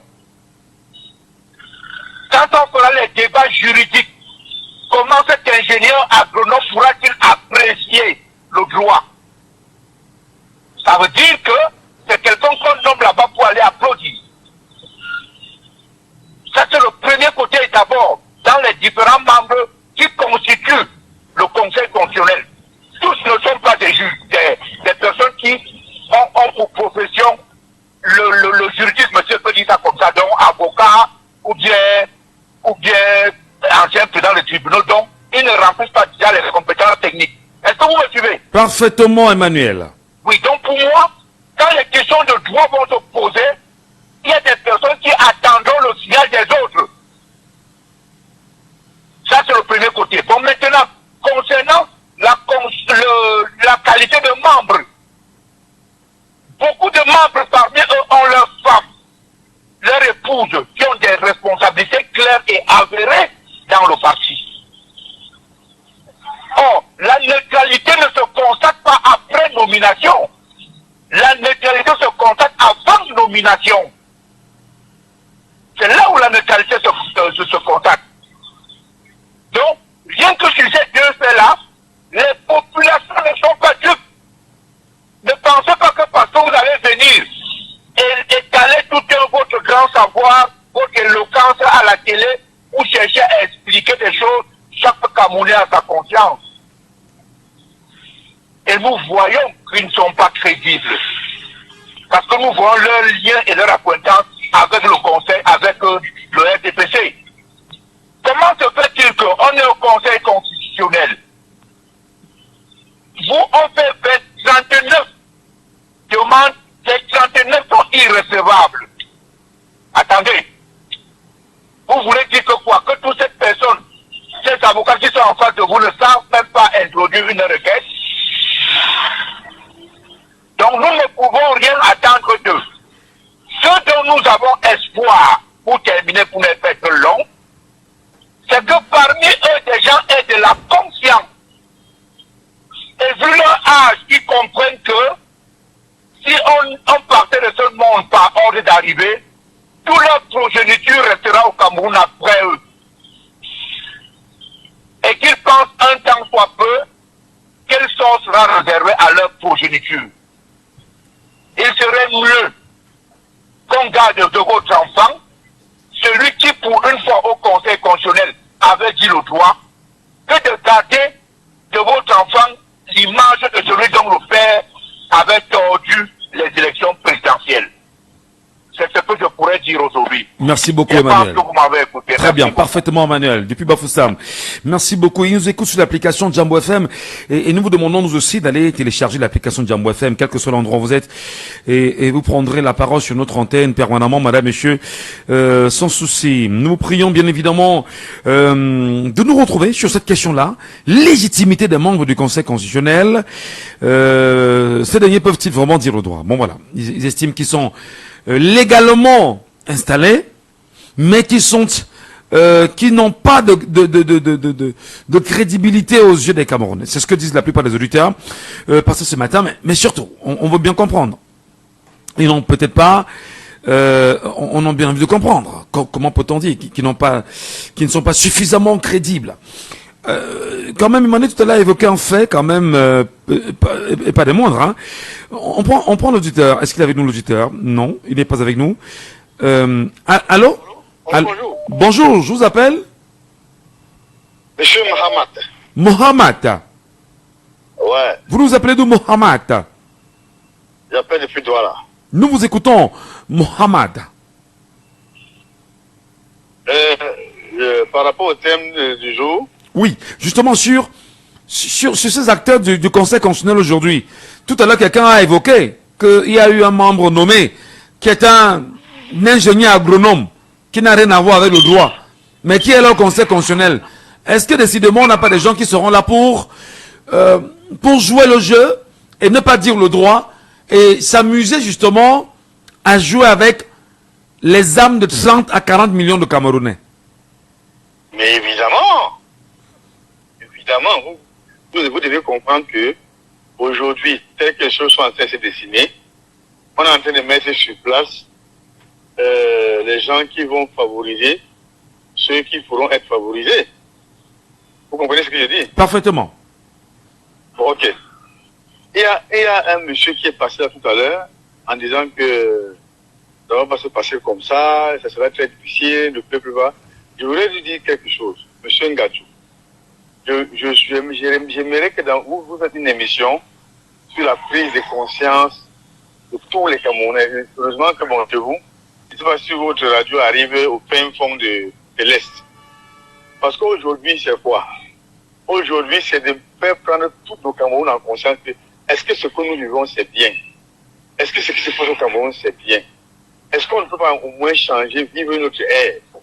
Parce que ce que les gens ne comprennent pas aujourd'hui, les gens qui ont vécu sous Aïdjo et qui ont continué sous M. Biya jusqu'à aujourd'hui, il y a plein qui ne sont plus actifs. Il y a plein qui ont vécu beaucoup de choses en ce temps-là. C'est-à-dire que au temps du président Aïdjo. Aujourd'hui, il y a beaucoup de choses qui se passent. C'est-à-dire que vous allez appeler, vous allez faire les émissions en disant, bon, est-ce que ça, est-ce que ici, là, c'est bien, là, chacun va appeler à la radio et dire, il y a ce qu'on appelle prise de conscience. Il y a ma grand-mère qui, quelque part, là, avait encore la tenue de l'UNC. Elle ne sait pas ce qui se passe à la Douala. Elle ne sait pas ce qui se passe. Elle sait seulement que dès qu'on vient lui dire que France, celui-ci, elle avait celui-là depuis longtemps. Qu'est-ce qu'il faut faire au Cameroun? Il faut faire ce qu'on appelle les prises de conscience. Il faut que les gens viennent parler aux autres. On vient comme ça à la radio dans ton émission, là, comme c'est une très grande émission. On dit que est-ce que ce qu'on nous fait là, c'est bien? Est-ce qu'on ne peut pas changer? Si on change, est-ce que c'est mauvais? Vous allez voir, tout le monde va dire que non, c'est bien. Pas tout le monde voit. Mais si on vient dire que bon, est-ce que Maurice Kamto, on va le barrer? Est-ce qu'on va l'empêcher? D'autres s'en foutent. Ils ne savent même pas qu'est-ce qui se passe. Il faut une prise de conscience. Parce qu'aujourd'hui, tout le monde est accès Maurice Kamto. Ce n'est pas le seul opposant au Cameroun. Qu'est-ce qu'il faut que Maurice Kamto, ou bien Kadra Libi, ou bien, qu'est-ce qu'il faut faire pour que ces gens-là viennent nous faire le changement qu'ils sont en train de nous annoncer? Il faut nous faire prendre conscience. Fais une émission. Tu appelles les gens dans ta radio. Les gens vont parler. Qu'est-ce qu'il faut pour que les Camerounais prennent conscience de ce qui se passe aujourd'hui? On va vous dire que, est-ce que vous pouvez organiser quelque chose, vous ratez? C'est impossible ici pour le moment au Cameroun. Que tu organises ta chose. Parce qu'il faut être comme leur chose. Voilà, je voulais justement le dire parce que c'est pas une chose. Ça n'appartient à personne. Il s'agit bien sûr d'une élection. Donc, quand il y a des choses, monsieur Ngachou, quand il y a des choses. Non, on se comprend. Voilà. Donc, ça veut dire quoi? Ça veut dire que c'est pour ça qu'ils sont en train de placer les gens. Attendez, vous êtes aujourd'hui, regardez, bon, je ne veux pas aller très loin. Au Gabon, il a fait un coup d'État, oui. Il a dit que bon, je vais montrer aux gens que je vais vraiment faire les choses. Il a commencé à faire les choses. Il s'est représenté maintenant. Il s'est représenté et il a réussi. Vous pensez qu'elle sera encore la même personne? Jamais la vie. Parce que l'Africain est comme ça. Aujourd'hui, tout ce qu'il faut au Cameroun, nous sommes 250 dialectes. Est-ce que celui qui est au sud, tu le parles, tu dis que bon, toi-même là où tu es là, est-ce que tu vois ce qui n'est pas au Cameroun, c'est bon? Lui-même, sa conscience va lui dire, il va répondre que non, vraiment, c'est pas bon. Vraiment, c'est bon. Donc, actuellement, tout ce qu'on est en train de faire là, on est en train d'aller vers l'homocratie. On va voter plutôt les hommes. On va voter les idées. Or, il y a des leaders qui ont des bonnes idées. Mais est-ce que, demandons aux gens si que, est-ce que Maurice Kamto là, ce qu'il dit là, ces idées, lui, on va dire que, mais, moi, il veut travailler, il s'appelle Maurice Kamto, point. Et je sais pas, qu'est-ce qu'il a dit? Qu'est-ce qu'il prône? Qu'est-ce qu'il veut pour le Cameroun? Donc, c'est ça, c'est-à-dire que vous allez faire votre émission chaque jour, je vous suis chaque jour. Les gens vont venir dire que non, c'est mauvais, c'est bon, c'est mauvais ici là. Mais ça ne va pas changer parce que les Camerounais, proprement dit, ne sont pas éduqués politiquement. Voilà. Je vous prends l'exemple, M. Ngachou. Attendez, excusez-moi, excusez-moi une minute, je vais finir là. Vous avez vu dans le Noun? Vous connaissez le Noun, non, le Noun? Bien sûr, oui. Quand vous traversez le Noun à partir de Bafoussam, quand vous entrez dans ce territoire, dans ce petit arrondissement, département là, jusqu'à Magba, en Arabe, il faut comprendre que là-bas, ils avaient décidé que aujourd'hui, nous ne voulons plus du RDPC. Et c'est ça jusqu'à aujourd'hui. Excusez-moi un peu, je vais vous dire, j'étais au lycée à cette époque-là. Le feu faut chiver pas à son âme. On a donné tous les résultats à l'ouest, des mairies, tous les départements du Noun. tous les gens là étaient en train de contrôler les votes. Ils ont dit qu'ici là, le monsieur Fauchivé va voir le sultan et le sultan que je ne peux pas être moins Fauchivé. Je perds les élections vous savez combien il était charismatique. Il dit je perds les élections ici, c'est impossible. Alors que dans tout le monde, on a donné des surnoms. Il fallait proclamer. Le sultan a eu l'ampleur. Le sultan lui a dit, le feu Jimolo lui a dit, dans le feu, oui, Jimolo lui a dit, mon frère laisse les gens s'y prennent leurs choses. Parce que si tu t'amuses ici là, tu vas créer un tsunami ici là. Voilà. Voilà comment un peuple décide. Voilà comment un peuple décide. Tout ce que vous faites là aujourd'hui à la radio, tout le monde vient donner son avis, c'est mauvais, c'est bon, c'est parce qu'on veut barrer tel. Demandez aux gens de parler aux gens. Est-ce que ce qu'on nous fait au Cameroun c'est bon? Est-ce que c'est bien? Vous voyez que c'est comment? Très bien, Mohamedou. Très bien. Merci. Voilà. Passez une bonne journée. Et nous sommes bien sûr à la fin de l'émission. Hein. On n'a plus qu'une seule minute et puis on peut plus prendre des gens parce que prendre des gens là sera très compliqué. On a passé les temps. Je voudrais quand même ici et maintenant solennellement faire un appel. Et d'ailleurs, je demanderai bien sûr à ma hiérarchie de m'en excuser.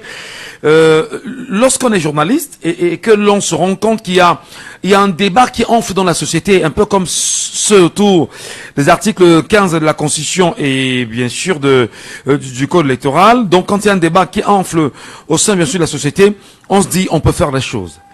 Je me suis permis quand même de dire à mes proches que j'ai un rêve.